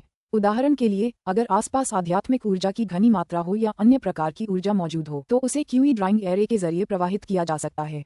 निम्न श्रेणी और मध्यम श्रेणी के क्यूई ड्राइंग एरे भी थे, लेकिन वे उच्च श्रेणी के क्यूई ड्राइंग एरे से बहुत ही निम्न थे। उच्च स्तरीय क्यूई ड्राइंग एरे आमतौर पर इस्तेमाल किए जाने वाले उच्च स्तरीय स्पिरिट एरे में से एक है। इसकी सबसे खास बात यह है कि यह आध्यात्मिक क्यूई को आकर्षित कर सकता है और एरे के केंद्र में छोटे छोटे आध्यात्मिक मोतियों को संघनित कर सकता है। जुओ चुवान एक नज़र में ही समझ गया कि किन यू एक क्यूई ड्राइंग एरे बनाने जा रहा है और उसने मन उसकी बात मान ली। मूल्यांकन के दौरान आमतौर पर इस्तेमाल होने वाली संरचनाओं की गुणवत्ता का मूल्यांकन करना ज्यादा सुविधाजनक था। किन यून 9 यांग स्पिरिट कन्वर्जेंस एरे जैसी जटिल एरे बनाने में सक्षम थे, इसलिए अपेक्षाकृत सरल क्यूई ड्राइंग एरे बनाने में उन्हें केवल कुछ घंटे लगे। वाह, तुम सब पास हो गए। अब तुम एक उच्च स्तरीय शिलालेख गुरु हो। जुओ चुवान आह भरने से खुद को रोक नहीं पाया। हालांकि उसने 16 साल के एक वरिष्ठ शिलालेख गुरु के जन्म को प्रत्यक्ष रूप से देखा था, फिर भी उसे इस बात पर यकीन करने की हिम्मत नहीं हुई। जुओ चुवान ने एक उच्च श्रेणी के शिलालेख गुरु का बिल्ला तैयार किया और उसे किन यून को दे दिया। उसने मुस्कुराते हुए कहा, यहाँ तक कि मार्शल वीरान भूमि पर भी इतने युवा उच्च श्रेणी के शिलालेख गुरु को ढूंढना मुश्किल होगा। शिलालेखों के प्रयोग में तुम्हारा जन्मजात कौशल अद्भुत है। शिलालेखों की समझ जितनी गहरी होगी, उतनी ही स्वाभाविकता और पूर्णता से उन्हें उकेरा जा सकेगा। बिना किसी हस्तक्षेप के कई अलग अलग शिलालेखों को एक साथ मिला पाना ही प्रतिभा का महत्व था। कई शिलालेख गुरु एक स्तर ऊपर नहीं जा पाए क्योंकि वे आत्मा शिलालेखों के कई समूहों के बीच विलय को संभाल नहीं पाए, जिससे बहुत व्यवधान उत्पन्न हुआ। ये त्रुटिपूर्ण शिलालेख ऊर्जा को अवशोषित नहीं कर पाए, उत्तेजित नहीं हो पाए और सौंपे गए कार्य को पूरा नहीं कर पाए। किन यून ने मुस्कुराते हुए सुनहरा प्रतीक लिया। मैं अब एक उच्च पदस्थ शिलालेख गुरु हूँ। मुझे इसकी बिल्कुल उम्मीद नहीं थी। जुओ चुवान हंसा और पूछा, किन यून, क्या तुम मुझे अपनी बनाई हुई कृपाण और आत्मा संग्रह बेच सकते हो? मैं इसे 5 करोड़ में खरीद लूंगा। मैं तुम्हें दे दूंगा, कोई क्रिस्टल सिक्के नहीं। किन यून को लगा कि जुओ चुवान एक अच्छा इंसान है, वह भविष्य में उसकी मदद जरूर कर पाएगा। जुओ चुवान ने कहा, आपने पहले ऊर्जा समीकन स्पिरिट गोली खरीदी थी और सभी क्रिस्टल सिक्के इस्तेमाल कर लिए थे। मेरे साथ विनम्र होने की जहमत मत उठाए, अपना क्रिस्टल कार्ड निकालिए। किन यून को ये बात समझ में आई। उसके क्रिस्टल कार्ड पर एक भी क्रिस्टल सिक्का नहीं था। इसके अलावा उस पर लैन फेंगजिन का अभी भी 300 मिलियन का कर्ज था। तो मैं पीछे नहीं हटूंगा। किन यून ने अपना क्रिस्टल कार्ड निकाला और जुओ चुवान को थमा दिया। उसने पूछा, महान बुजुर्ग, मैं जो चीजें गढ़ता हूँ वे आपको किस लिए चाहिए? जुओ चुवान मुस्कुराया और बोला, इसे एक स्मृति चिन्ह के रूप में रख लो। शायद भविष्य में जब तुम एक असाधारण शिलालेख गुरु बन जाओगे तो मैं तुम्हारी कृपाण और आत्मा शस्त्र बेच दूंगा।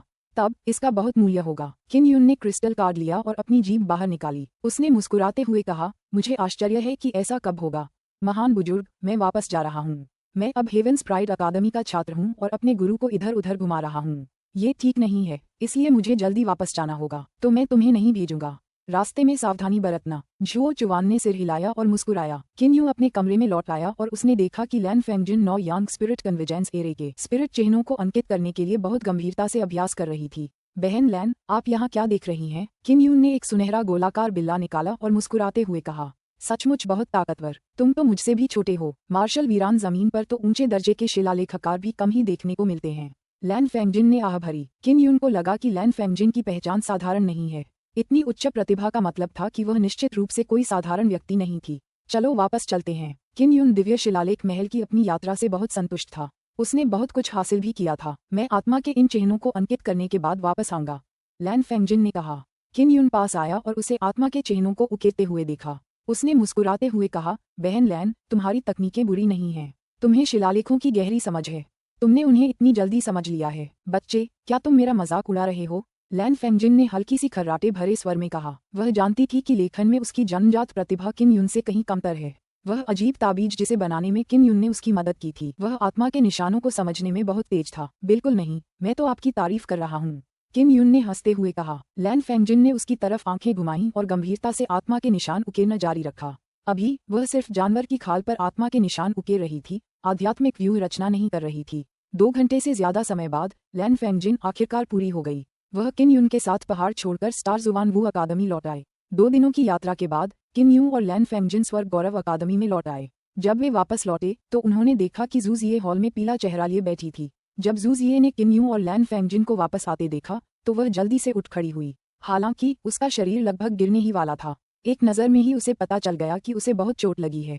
किन यून और लैन फेंगजिन मन ही मन चिंतित थे। ये जानना जरूरी था कि जूजिए की युद्ध शक्ति बेहद रहस्यमय और अनोखी थी। वह चोटों को जल्दी ठीक कर सकती थी, इसलिए अगर वह गंभीर रूप से घायल भी हो तो आराम करने पर वह ठीक हो सकती थी। जिये, क्या हुआ? हुओ जोंग और छोटा लड़का मुरोंग कहाँ है? लैन फेंगजिन जल्दी से वहां गई और जू जिये को सहारा दिया। बहन लैन, हम अखाड़े में ताकतवर विरोधियों से मिले। हमें नहीं पता था कि उन्होंने हमारी मार्शल स्पिरिट्स को गंभीर रूप से घायल करने के लिए गुप्त तकनीकों का इस्तेमाल किया था, जिससे वे हमारे शरीर से अलग हो गईं। जू जिये के चेहरे पर निराशा के भाव थे, वह लगभग रो पड़ा। हुओ जोंग और मुरोंग दोनों गंभीर रूप से घायल हो गए थे और उन्हें इलाज के लिए दूसरी जगहों पर भेज दिया गया था। मार्शल आर्टिस्ट के लिए मार्शल स्पिरिट बहुत जरूरी थी। अगर वे अपनी मार्शल स्पिरिट खो देते तो यह उन्हें बर्बाद करने के बराबर होता।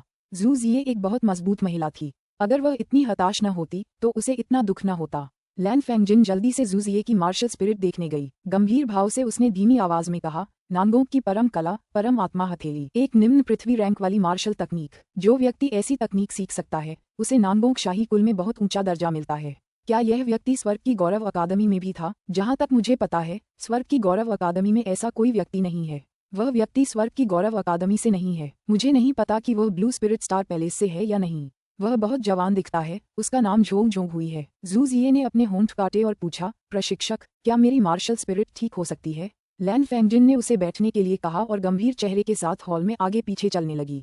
झोंग झोंग हुई वास्तव में ब्लू स्पिरिट स्टार पैलेस से है। वह नानगोंग परिवार का एक बहुत ही प्रतिभाशाली शिष्य है। हालांकि जब वह 12 साल का था तो उसे 10 से ज्यादा बाहरी शिष्यों की हत्या करने के कारण कैद कर लिया गया था। मुझे उम्मीद नहीं थी कि वह अभी रिहा हो जाएगा। उसे केवल 6 साल के लिए ही जेल में रखा गया था। वह जू जिये के पास आई और आह भरते हुए बोली, मैं तुम्हारी मार्शल स्पिरिट की चोटों को ठीक करने का कोई उपाय सोचने में तुम्हारी मदद करूंगी। फिलहाल तुम्हें ज्यादा चिंता करने की जरूरत नहीं है। हालांकि इसमें कुछ समय लगेगा। उस सीनियर को बाहर आने में कुछ साल लग सकते हैं। यदि आप वास्तव में मेरी लड़ाकू भावना को बहाल कर सकते हैं तो कुछ साल कोई समस्या नहीं होगी। जू जिये ने राहत महसूस करते हुए सिर हिलाया। जू जिये, क्या मैं तुम्हारी मार्शल स्पिरिट की जांच कर सकता हूँ? मेरी मार्शल स्पिरिट में पहले कुछ गड़बड़ थी। मैं देखना चाहता हूँ कि तुम्हारी मार्शल स्पिरिट में क्या गड़बड़ है, किन यून ने कहा। जू जिये ने जल्दी से अपना सिर हिलाया। किन यून ने उसकी सहमति ली और जू जिये के पेट के निचले हिस्से पर हाथ रखा। उसने जोर से दबाया और अपनी मानसिक शक्ति को जू जिये के आंतरिक युआन की जांच करने के लिए मुक्त किया। उसने अपनी आंखें बंद कर लीं और अपना ध्यान उसके भीतर के युआन पर केंद्रित कर दिया। जल्द ही उसे जू जिये के भीतर के युआन की स्थिति का पता चल गया। यह एक शक्तिशाली बैंगनी बादल था, लेकिन यह बहुत गंदा था और इसका कोई आकार नहीं था। एक सामान्य मार्शल भावना एक समूह में संघनित हो जाएगी। जब किन यून ने जू जिये के आंतरिक युआन को देखा तो वह बेहद हैरान रह गया। ऐसा इसलिए था क्योंकि उसका आंतरिक युआन बैंगनी सुनहरे रंग का था। उसकी बिखरी हुई मार्शल स्पिरिट भी बैंगनी सुनहरे रंग की थी। इसका मतलब था कि जू जिये की मार्शल स्पिरिट एक बैंगनी सोने की मार्शल स्पिरिट थी। अध्याय 239। किन यून कैसी है? जू जिये ने धीमी आवाज में पूछा। लैन फेंगजिन भी किन यून के पास खड़ी थी, अपनी जांच के परिणामों की प्रतीक्षा कर रही थी। किन यून को अपनी मार्शल स्पिरिट से जुड़ी समस्या थी और अंततः उसे खुद ही इसका समाधान करना पड़ा। जू जिये को उम्मीद थी कि किन यून उसकी चोटों से जल्दी निपटने में उसकी मदद कर पाएगा।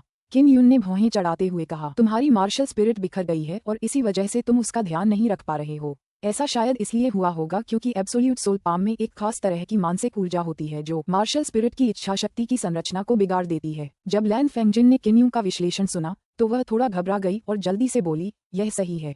एब्सोल्यूट सोल पाम से होने वाली चोटें मूल रूप से एक ही स्थिति हैं। आप क्या कर सकते हैं? सबसे पहले मुझे तुम बिखरी हुई मार्शल स्पिरिट को एक साथ इकट्ठा करना होगा। मार्शल स्पिरिट की इच्छा शक्ति बिखर गई थी। परम आत्मा हथेली की शक्ति ने मार्शल स्पिरिट को उलझा दिया है और मार्शल स्पिरिट का मन भ्रमित हो गया है। किन यून ने आत्मा शोधन कला में महारत हासिल कर ली थी, इसलिए उसे अपनी मार्शल स्पिरिट की बेहतर समझ थी। वह उसे और विस्तार से देख सकता था और उन जगहों की खोज कर सकता था जिन्हें बहुत से लोग खोज नहीं पाए थे। तो मुझे क्या करना होगा किन यून? जू जिये ने पूछा। किन यून बैठ गया और धीरे से बोला, पहले मुझे एक बार कोशिश तो करने दो। मैं तुम्हें आंतरिक युआन आत्मा आभा प्राप्त करने दूंगा। अपनी आंतरिक युआन आत्मा आभा प्राप्त करने के बाद तुम्हें अपनी मार्शल स्पिरिट का ज्यादा इस्तेमाल करने की जरूरत नहीं होगी। तुम अपनी आंतरिक युआन के साथ साथ अपनी स्पिरिट नस का इस्तेमाल करके अपने शरीर में आध्यात्मिक ऊर्जा को अवशोषित कर पाओगे। तुम अभी इतने कमजोर इसलिए हो क्योंकि तुम आध्यात्मिक ऊर्जा को अपने शरीर में अवशोषित नहीं कर सकते। अगर कोई तुम्हें आंतरिक शक्ति भेजे भी तो तुम अपनी आंतरिक शक्ति उत्पन्न नहीं कर सकते। एक बार जब वह आंतरिक शक्ति खर्च हो जाएगी तो तुम कमजोर हो जाओगे। लैन फेंगजिन ने आश्चर्य से कहा, आप सही कह रहे हैं, लेकिन क्या आप सचमुच दूसरों को उनके आंतरिक युआन से जोड़ने में मदद कर सकते हैं? क्या ऐसी कोई चीज है? इसे आजमा कर देखो, तुम्हें पता चल जाएगा। किन यून मुस्कुराया और बोला, बहन लैन, अपनी आंतरिक शक्ति का इस्तेमाल करके उसके शरीर की चोटों को ठीक करो। उसका शरीर अभी भी घायल है, जिससे उसकी मेरिडियंस अवरुद्ध हो गई हैं। चलो इस मामले पर बात करते हैं जब ये ठीक हो जाए। लैन फेंगजिन ने सिर हिलाया और अपनी आंतरिक ऊर्जा को जू जिये के शरीर में प्रवाहित किया, जिससे उसकी चोटों को ठीक करने में मदद मिली। 2 घंटे से अधिक समय बाद लैन फेंगजिन ने कहा, समय आ गया है, अब आपकी बारी है। जू जिये का रंग रूप काफी बेहतर लग रहा था। वह अब उतनी डरी हुई नहीं थी जितनी एक पल पहले थी। किन युन ने जू जिये के पेट पर हाथ रखे और आंखें बंद कर लीं। अपनी मानसिक ऊर्जा को एकाग्र करते हुए उसने अपनी अधोसूर्य आंतरिक ऊर्जा को अधोसूर्य के आंतरिक केंद्र से मुक्त कर दिया। यह एक रेखा की तरह थी जो जू जिये के आंतरिक युवान से जुड़ रही थी। जू जिये को उस पल एक अजीब सा एहसास हुआ। उसे किन यू की भयानक ताकत का एहसास हो रहा था, लेकिन वह बेहद कोमल थी। इसके अलावा उसे किन यू के दिल की धड़कन भी महसूस हो रही थी। किन यू ने अपनी आंतरिक युवान ऊर्जा को जू जिये की आंतरिक युवान के साथ संबंध स्थापित करने की अनुमति दी और जू जिये की आंतरिक युवान ऊर्जा को घूमने के लिए नियंत्रित किया। जू जिये मन ही मन सुखद आश्चर्य से भर गई। उसने अनजाने में ही अपने शरीर के भीतर की आंतरिक युवान ऊर्जा से सांस अंदर बाहर की थी। किन युन द्वारा अपनी मानसिक शक्ति वापस लेने के बाद जू जिये की डेंटियन की आंतरिक युवान ऊर्जा लगातार घूमती रही। यह वर्तमान में उसके शरीर में बड़ी मात्रा में आध्यात्मिक ऊर्जा अवशोषित कर रही थी। लैन फेंगजिन ने किन युन को अतुलनीय आश्चर्य से देखा। उसने धीरे से कहा, वह बहुत तेजी से आत्मिक ऊर्जा अवशोषित कर रही है, पहले से कहीं ज्यादा तेजी से। अगर उसकी मार्शल स्पिरिट बेहतर होती तो वह और भी ज्यादा आत्मिक ऊर्जा अवशोषित कर लेती। केवल आंतरिक ऊर्जा और मानसिक ऊर्जा से ही आप इस अवस्था को प्राप्त कर सकते हैं। कहावत है कि कुछ वरिष्ठ जिनके पास मार्शल आर्ट की अत्यंत गहरी सिद्धियां हैं, वे भी कनिष्ठों को उनकी आंतरिक ऊर्जा और मानसिक ऊर्जा के संयोजन में मदद कर सकते हैं। लेकिन आप तो केवल 16 वर्ष के हैं। किन युन मुस्कुराया और पूछा, बहन लैन, क्या आपने आंतरिक युवान आत्मा आभा प्राप्त कर ली है? क्या आप चाहती हैं कि मैं आपकी मदद करूं? बिल्कुल, मैं अपनी आदिम आत्मा को विकसित नहीं कर पा रही हूं। क्या तुम मेरी मदद कर सकते हो? लैन फेंगजिन को अचानक याद आया कि किन युन अपनी आदिम आत्मा को मुक्त करने में सक्षम था और वह ऐसा बहुत जल्दी कर सकता था। वह मन ही मन आश्चर्यचकित हुए बिना नहीं रह सकी। भविष्य में जब मौका मिलेगा मैं कोशिश जरूर करूंगा, लेकिन पहले जू जिये को ठीक करो, फिर हम उस झोंग झोंग हुई को ढूंढकर हिसाब बराबर कर सकते हैं। किन युन ने चुपके से अपनी मुट्ठी भींचते हुए ठंडे स्वर में कहा। जू जिये अब काफी बेहतर थी। उसने आंखें खोलीं और कहा, स्टार जुवान वू अकादमी का अखाड़ा ब्लू स्पिरिट स्टार पैलेस और दूसरी मार्शल अकादमियों के लिए खुला है, इसीलिए वे सब यहाँ आए हैं। आई, उसने आह भरी और आगे कहा, हम असल में लड़ाकों का एक समूह थे। हमें नहीं पता क्यों, लेकिन हम इस आदमी से मिले। हम उसके बारे में भी ज्यादा नहीं जानते। मुझे याद है कि अखाड़े में हम किसी को घायल नहीं कर सकते। अगर तुम किसी को घायल करोगे तो तुम्हें सजा मिलेगी। किन युन का चेहरा उतर गया। क्या झोंग झोंग हुई को सजा मिली है? जू जिये ने अपना सिर हिलाया। नहीं, क्योंकि वह स्टार जुवान वू अकादमी का छात्र नहीं है। अखाड़े के नियम केवल स्टार जुवान वू अकादमी के छात्रों के लिए मान्य हैं। अगर आप उससे मुकाबला करते हैं तो आप उसे चोट नहीं पहुंचा सकते। इसलिए स्टार जुवान वू अकादमी के छात्रों के लिए जीतना बहुत मुश्किल है। किन युन ने कहा, जिये, जब तुम्हारी आंतरिक युवान ऊर्जा पुनः भर जाए तो अपनी आंतरिक शक्ति को नियंत्रित करने का प्रयास करो और अपनी बिखरी हुई मार्शल स्पिरिट को इकट्ठा करो, इससे पहले कि तुम उस परम आत्मा हथेली की शक्ति को बाहर निकालो जो तुम्हारी नहीं है। अगर सब कुछ ठीक रहा तो तुम्हारी मार्शल स्पिरिट कुछ ही दिनों में ठीक हो जाएगी। जू जिये आध्यात्मिक ऊर्जा को अपने शरीर में समाहित करने में सक्षम थी। किन यू के शब्द सुनकर वह बेहद खुश हुई और तुरंत किन यू के प्रति कृतज्ञता महसूस की। शुरू में तो उसे लगा था कि अब उसकी किस्मत ही पलट जाएगी। हालांकि लैन फेंगजिन ने कहा था कि वह अपना इलाज कराने वाला कोई ढूंढ सकती है, पर यह तो कुछ सालों में ही हो जाएगा। उसने कभी उम्मीद नहीं की थी कि किन यून उसे पल भर में ठीक कर देगा। हुओ जोंग और मुरोंग डेरेन दोनों की मार्शल आत्माएं सुरक्षित हैं। उन्हें केवल गंभीर आंतरिक चोटें आई हैं। झोंग झोंग हुई भी 8वें स्तर के मार्शल बॉडी क्षेत्र में है। मैं उसके लिए सबसे बड़ा खतरा हूँ, इसलिए उसने मुझ पर हमला किया, जू जिये ने कहा। लैन फेंगजिन ने उसके कंधे पर थपथपाते हुए हंसते हुए कहा, जिये, अपने कमरे में वापस जाकर आराम करो। जहाँ तक उस झोंग झोंग हुई की बात है, हम उससे निपटने का कोई रास्ता सोचेंगे। जू जिये उठकर अपने कमरे में लौट आया। लैन फेंगजिन ने जू जिये के अपने कमरे में लौटने का इंतजार किया और फिर कहा, किन यून, तुम क्या करने की योजना बना रही हो? अगर तुम झोंग झोंग हुई को चुनौती देने अखाड़े में भी जाओ तो भी तुम उसे गंभीर रूप से घायल नहीं कर सकती। तुम्हारी स्टार जुवान वू अकादमी के नियमों में सचमुच कुछ गड़बड़ है।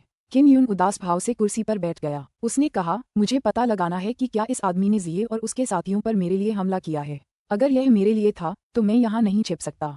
तुम बहुत प्रसिद्ध हो, अगर वह तुम्हें हरा देता है तो उसे भी तुम्हारी ही तरह प्रसिद्धि मिलेगी। झोंग झोंग हुई ने हुओ जोंग और बाकी लोगों पर इतना जोरदार हमला किया है, बहुत मुमकिन है कि वह तुम्हें मजबूर कर रहा हो। लैन फेंगजिन ने कहा, अगर तुम सच में अखाड़े में प्रतिस्पर्धा करने गए तो चाहे तुम जीतो या हारो, तुम हारोगे ही। अगर वह जीत जाता तो उसे स्टार जुवान वू अकादमी द्वारा दंडित किया जाता। दंड देने के तरीके के बारे में कोई एक मानक भी नहीं था। आमतौर पर लोगों को कुछ सालों या यहाँ तक कि दर्जनों सालों के लिए जेल में डाल दिया जाता था। मैं अखाड़े में जा रहा हूँ। किन यून ने अपना निर्णय लिया और दरवाजे से बाहर चला गया। लैन फेंगजिन को किन यून की अच्छी समझ थी। वह जानती थी कि वह उसे मना नहीं सकती, इसलिए उसने उसे रोका नहीं। अब उसे झोंग झोंग हुई की स्थिति की जांच करनी थी। अखाड़ा स्टार जुवान वू अकादमी के केंद्र के पूर्व में स्थित था। यह एक गोलाकार खुली इमारत थी जहां बहुत से लोग बैठ सकते थे। अगर वह प्रतियोगिता देखने के लिए अंदर भी जाता तो भी उसे कई सौ क्रिस्टल सिक्के देने पड़ते। अगर आप प्रतियोगिता में भाग लेना चाहते हैं तो आपको पंजीकरण कराना होगा। पंजीकरण शुल्क बहुत महंगा था और उसे 10 लाख क्रिस्टल सिक्कों की जरूरत थी। हालांकि स्टार जुवान वू अकादमी के छात्रों के लिए 10 लाख क्रिस्टल सिक्के कुछ भी नहीं थे। अगर वह मार्शल आर्ट प्रतियोगिता में जीत जाता और जुवान पॉइंट्स जीत लेता तो वह उसे किसी ऐसी चीज से बदल सकता था जिसे वह क्रिस्टल सिक्कों से नहीं खरीद सकता था। अधिक जुवान अंक प्राप्त करने के लिए कई छात्रों को दूसरों के साथ प्रतिस्पर्धा करने के लिए मैदान में भागना पड़ा। जब तक वह जीतता रहेगा उसे इनाम के रूप में जुवान अंक मिलेंगे। अतीत में स्टार जुवान वू अकादमी के नियम कड़े थे। अखाड़े में प्रतियोगिता के दौरान कोई भी अपने प्रतिद्वंद्वी को मार या घायल नहीं कर सकता था। इसलिए जब छात्र प्रतिस्पर्धा करते थे तो वे बहुत सहज रहते थे। और अब विशेष परिस्थितियों के कारण स्टार जुवान वू अकादमी ब्लू स्पिरिट स्टार पैलेस और अन्य मार्शल अकादमियों के लिए खुल गई। इससे छात्रों का तांता लग गया। जहां तक विदेशी छात्रों का सवाल है, यदि वे द्वंद्व युद्ध के दौरान दूसरों को गंभीर रूप से घायल कर देते हैं तो उन्हें दंडित नहीं किया जाएगा। स्टार जुवान वू अकादमी को अन्य मार्शल आर्ट अकादमियों के छात्रों को दंडित करने का अधिकार नहीं था। इसलिए स्टार जुवान वू अकादमी के कई छात्रों ने इसमें भाग लेने की हिम्मत नहीं की, क्योंकि इस तरह की मार्शल आर्ट प्रतियोगिता में भाग लेने से उन्हें बहुत नुकसान हो सकता था। हालांकि स्टार जुवान वू अकादमी के छात्र इसमें भाग नहीं ले सकते थे, फिर भी डोजो हर दिन ज्यादा क्रिस्टल सिक्के कमा सकता था। यही वजह थी कि स्टार जुवान वू अकादमी नियमों में बदलाव नहीं करना चाहती थी। अगर नियम बदल दिए गए तो मार्शल आर्ट प्रतियोगिता में दर्शकों की संख्या बहुत कम हो जाएगी। दर्शकों की संख्या इतनी नहीं होगी और कोई क्रिस्टल सिक्के नहीं कमा पाएगा। जब किन युन ने पंजीकरण कराया तो उसे नियम समझ में आए। अगर स्टार जुवान वू अकादमी का कोई छात्र मार्शल आर्ट प्रतियोगिता के दौरान अपने प्रतिद्वंद्वी को गंभीर रूप से घायल कर देता या मार देता तो उसे कालकोठरी में कैद कर दिया जाता। सबसे कम अवधि 2 महीने होगी और सबसे लंबी अवधि 50 साल। अगर वह ज्यादा समय तक जेल में नहीं रहना चाहता तो वह जेल में बिताए गए समय को कम करने के लिए एक निश्चित मात्रा में क्रिस्टल सिक्कों का इस्तेमाल कर सकता था। 10 मिलियन क्रिस्टल सिक्के उसे 1 वर्ष बचा सकते हैं। ये कोलोसियम एक ऐसी जगह है जहां कोई भी शुद्ध रूप से क्रिस्टल सिक्के कमा सकता है। अगर आपके पास क्रिस्टल सिक्के हैं तो आप जुर्माना कम कर सकते हैं। ये बुरा नहीं है। किन युन ने अपना नाम दर्ज कराने से पहले मन ही मन मुस्कुराया। जब वह काउंटर पर पंजीकरण कराने गया तो बुजुर्ग को किन युन का नाम देखकर बहुत आश्चर्य हुआ। स्टार जुवान वू अकादमी में बहुत से लोग उसके चरित्र को जानते थे। हालांकि अगर वह अपने चरित्र के साथ मार्शल आर्ट में प्रतिस्पर्धा करता तो उसका प्रतिद्वंद्वी निश्चित रूप से गंभीर रूप से घायल हो जाता। किन युन, क्या तुम सच में पंजीकरण कराना चाहती हो? पिछले कुछ दिनों से स्टार जुवान वू अकादमी का कोई भी छात्र नहीं आया है। मुझे लगता है तुम्हें भी इसका कारण पता होगा, बूढ़े व्यक्ति ने कहा। मुझे यकीन है कि मुझे पंजीकरण करना होगा। किन युन ने सिर हिलाया। बुजुर्ग केवल इतना ही कर सकते थे कि उनके कहे अनुसार 1 मिलियन पंजीकरण शुल्क लेने से पहले किन युन को पंजीकृत कर लें। कोलोसियम के हॉल में कई लोग आश्चर्यचकित रह गए जब उन्होंने किन युन को हस्ताक्षर करते देखा। वे इस विषय पर चर्चा करने लगे। किन युन, अभी तुम सिर्फ एक शुरुआती योद्धा हो। मध्यवर्ती योद्धा बनने से पहले तुम्हें लगातार 10 राउंड जीतने होंगे, फिर उन्नत योद्धा बनने से पहले तुम्हें लगातार 10 राउंड जीतने होंगे, इत्यादि। सबसे ऊंचा स्तर राजा स्तर का योद्धा होता है। बूढ़े व्यक्ति ने कहा, अगर तुम 1 लाख क्रिस्टल सिक्के दे दोगे तो हम तुम्हारे लिए तुरंत एक मार्शल आर्ट प्रतियोगिता का आयोजन कर सकते हैं। समय तुम तय करोगे, वरना तुम्हें कुछ दिन और धैर्यपूर्वक इंतजार करना होगा। लगता है कोई नियम है। जब तक मैं किसी मध्यवर्ती योद्धा को चुनौती देता हूँ मैं तुरंत मध्यवर्ती योद्धा बन सकता हूँ, है ना? किम युन ने पूछा। यह सही है, लेकिन सभी मध्यवर्ती योद्धा बाहरी हैं। इस स्तर के योद्धा को शुरू से ही चुनौती देना आपके लिए बहुत नुकसानदेह होगा, काउंटर पर बैठे बूढ़े व्यक्ति ने कहा। किम युन मुस्कुराया। ठीक है, क्या मैं बता सकता हूँ कि मैं किसे चुनौती देना चाहता हूँ? अध्याय 240। बूढ़े आदमी को हुओ जोंग और बाकी लोगों के घायल होने की बात याद आ गई। उसे तुरंत समझ आ गया कि किम युन अपने दोस्त का बदला लेने आया है। बेशक तुम कर सकते हो, लेकिन तुम्हें 5 लाख क्रिस्टल सिक्के देने होंगे। तुम किसे चुनौती दे रहे हो? सिर्फ बीच के चरण के लिए? बूढ़े आदमी ने पूछा। झोंग झोंग हुई, किम युन ने कहा। माफ कीजिए, झोंग झोंग हुई एक उच्च स्तरीय योद्धा है।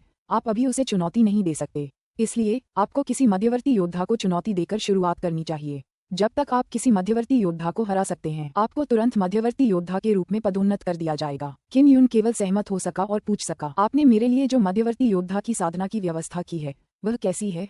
क्या वे मेरे बराबर हैं? बूढ़ा हंसा और बोला, मध्यवर्ती योद्धा, इन सभी के पास 8वें स्तर के मार्शल बॉडी क्षेत्र की साधना है। 7वें स्तर के मार्शल बॉडी योद्धा पहले ही पराजित हो चुके हैं, इसलिए मैं तुम्हें जो लोग दे रहा हूँ वे सभी 8वें स्तर के मार्शल बॉडी क्षेत्र के मार्शल कलाकार हैं। अगर मैं जीत गया तो मुझे कितने जुबान पॉइंट्स मिलेंगे? किम युन भी इस बात को लेकर ज्यादा चिंतित था। इसकी मुख्य वजह ये थी कि उसके पास और ज्यादा जुबान पॉइंट्स कमाने का कोई और तरीका नहीं था। प्रत्येक को 10 लाख जुबान पॉइंट्स। अगर आप हार गए तो मुझे आपसे 10 लाख जुबान पॉइंट्स काटने होंगे। अगर आप उच्च स्तरीय योद्धा हैं तो आपको सिर्फ एक मैच लड़ने पर 10 लाख जुबान पॉइंट्स मिलेंगे। अगर आप हार गए तो आपके 10 लाख जुबान पॉइंट्स कट जाएंगे। किम युन मन ही मन घबरा गया। यह इनाम बेहद प्रभावशाली था। अगर वह लगातार 10 उच्च स्तरीय मैच जीतता तो उसे 100 मिलियन जुबान पॉइंट मिलते। उन्होंने पूछा, स्पिरिट ग्रेटफील्ड और किंग ग्रेटफील्ड के बारे में क्या? स्पिरिट अखाड़ा 9वें स्तर के मार्शल बॉडी के मार्शल कलाकारों से भरा है। अगर आप एक लड़ाई जीतते हैं तो आपके पास 50 मिलियन जुबान पॉइंट होंगे। अगर आप हार गए तो आप 50 मिलियन गंवा देंगे। यह एक शर्त की तरह है। जहां तक राजा स्तर के अखाड़े की बात है, वहां केवल मार्शल दाव क्षेत्र ही लड़ सकता है। सभी राजा स्तर के योद्धा शिक्षक होते हैं। अगर वे एक मैच जीत जाते हैं तो वे 200 मिलियन जुबान पॉइंट प्राप्त कर सकते हैं और अगर वे हार जाते हैं तो उन्हें 200 मिलियन जुबान पॉइंट गंवाने होंगे। राजा स्तर के अखाड़े में इतने सारे जुबान पॉइंट्स जीतकर मैच जीतना बेहद लुभावना था। हालांकि राजा स्तर का मैदान मार्शल दाव क्षेत्र के शिक्षकों से भरा हुआ था। किसी छात्र के लिए जीतना मुश्किल था। यहाँ तक कि अगर यांग शियुए या जियो यांगलोंग भी युवा थे और मार्शल दाव दायरे में थे तो वे राजा स्तर की प्रतियोगिता में जीतने में भी सक्षम नहीं हो सकते थे। हालांकि किन यूं को लगा कि वह स्पिरिट लेवल क्षेत्र में जीत सकता है। वह लगभग 9वें स्तर के मार्शल बॉडी क्षेत्र में पहुंच गया था। उसका आंतरिक युवान आंतरिक कोर में बदल चुका था और उसकी शक्ति 9वें स्तर के मार्शल बॉडी क्षेत्र के बराबर थी। वरिष्ठ, अगर मैं आत्मा चरण में प्रवेश करता हूँ तो क्या मुझे अक्सर लड़ना होगा? किन यूं ने पूछा। अगर हम लड़ नहीं सकते तो भले ही हमें बहुत सारे जुबान पॉइंट मिलें, ये सिर्फ दिखावे के लिए होगा। अगर आप स्पिरिट लेवल के योद्धा हैं तो हमें 1 करोड़ क्रिस्टल सिक्के देने होंगे। हम आपके लिए एक मार्शल आर्ट प्रतियोगिता का आयोजन कर सकते हैं। बेशक, अगर दूसरा पक्ष मना करना चाहता है तो उसे हमें 1 करोड़ क्रिस्टल सिक्के देने होंगे। फिर आप दोनों के बीच दौलत की लड़ाई होगी। अगर आप ज्यादा पैसे देंगे तो उसे लड़ना होगा और अगर वह ज्यादा पैसे देगा तो वह नहीं लड़ेगा। जब किन यून ने ऐसा नियम सुना तो उसने मन ही मन जोर से कोसा। वह युद्ध के मैदान में क्रिस्टल सिक्के ढूंढने के अच्छे तरीकों की प्रशंसा करने से खुद को नहीं रोक सका। ये 100,000 क्रिस्टल सिक्के हैं। मेरे लिए एक व्यक्ति का इंतजाम करो। किन यूं ने अपना क्रिस्टल कार्ड निकाला और 1 लाख क्रिस्टल सिक्के बुजुर्ग के क्रिस्टल कार्ड की ओर बढ़ा दिए। ठीक है, मैं अभी इसकी व्यवस्था करता हूँ। बूढ़ा आदमी हंसा और फिर एक चमकता हुआ क्रिस्टल बोर्ड निकाला। उस पर लिखे शब्दों और संख्याओं को देखने लगा। क्रिस्टल बोर्ड चलाने के बाद उन्होंने कहा, आज की प्रतियोगिता शाम को है। आपका प्रतिद्वंद्वी तियान जुआन मार्शल स्कूल का एक मध्यम आयु वर्ग का व्यक्ति है। उसका नाम लू गुआंग है और उसकी साधना 8वें स्तर के मार्शल बॉडी पर है।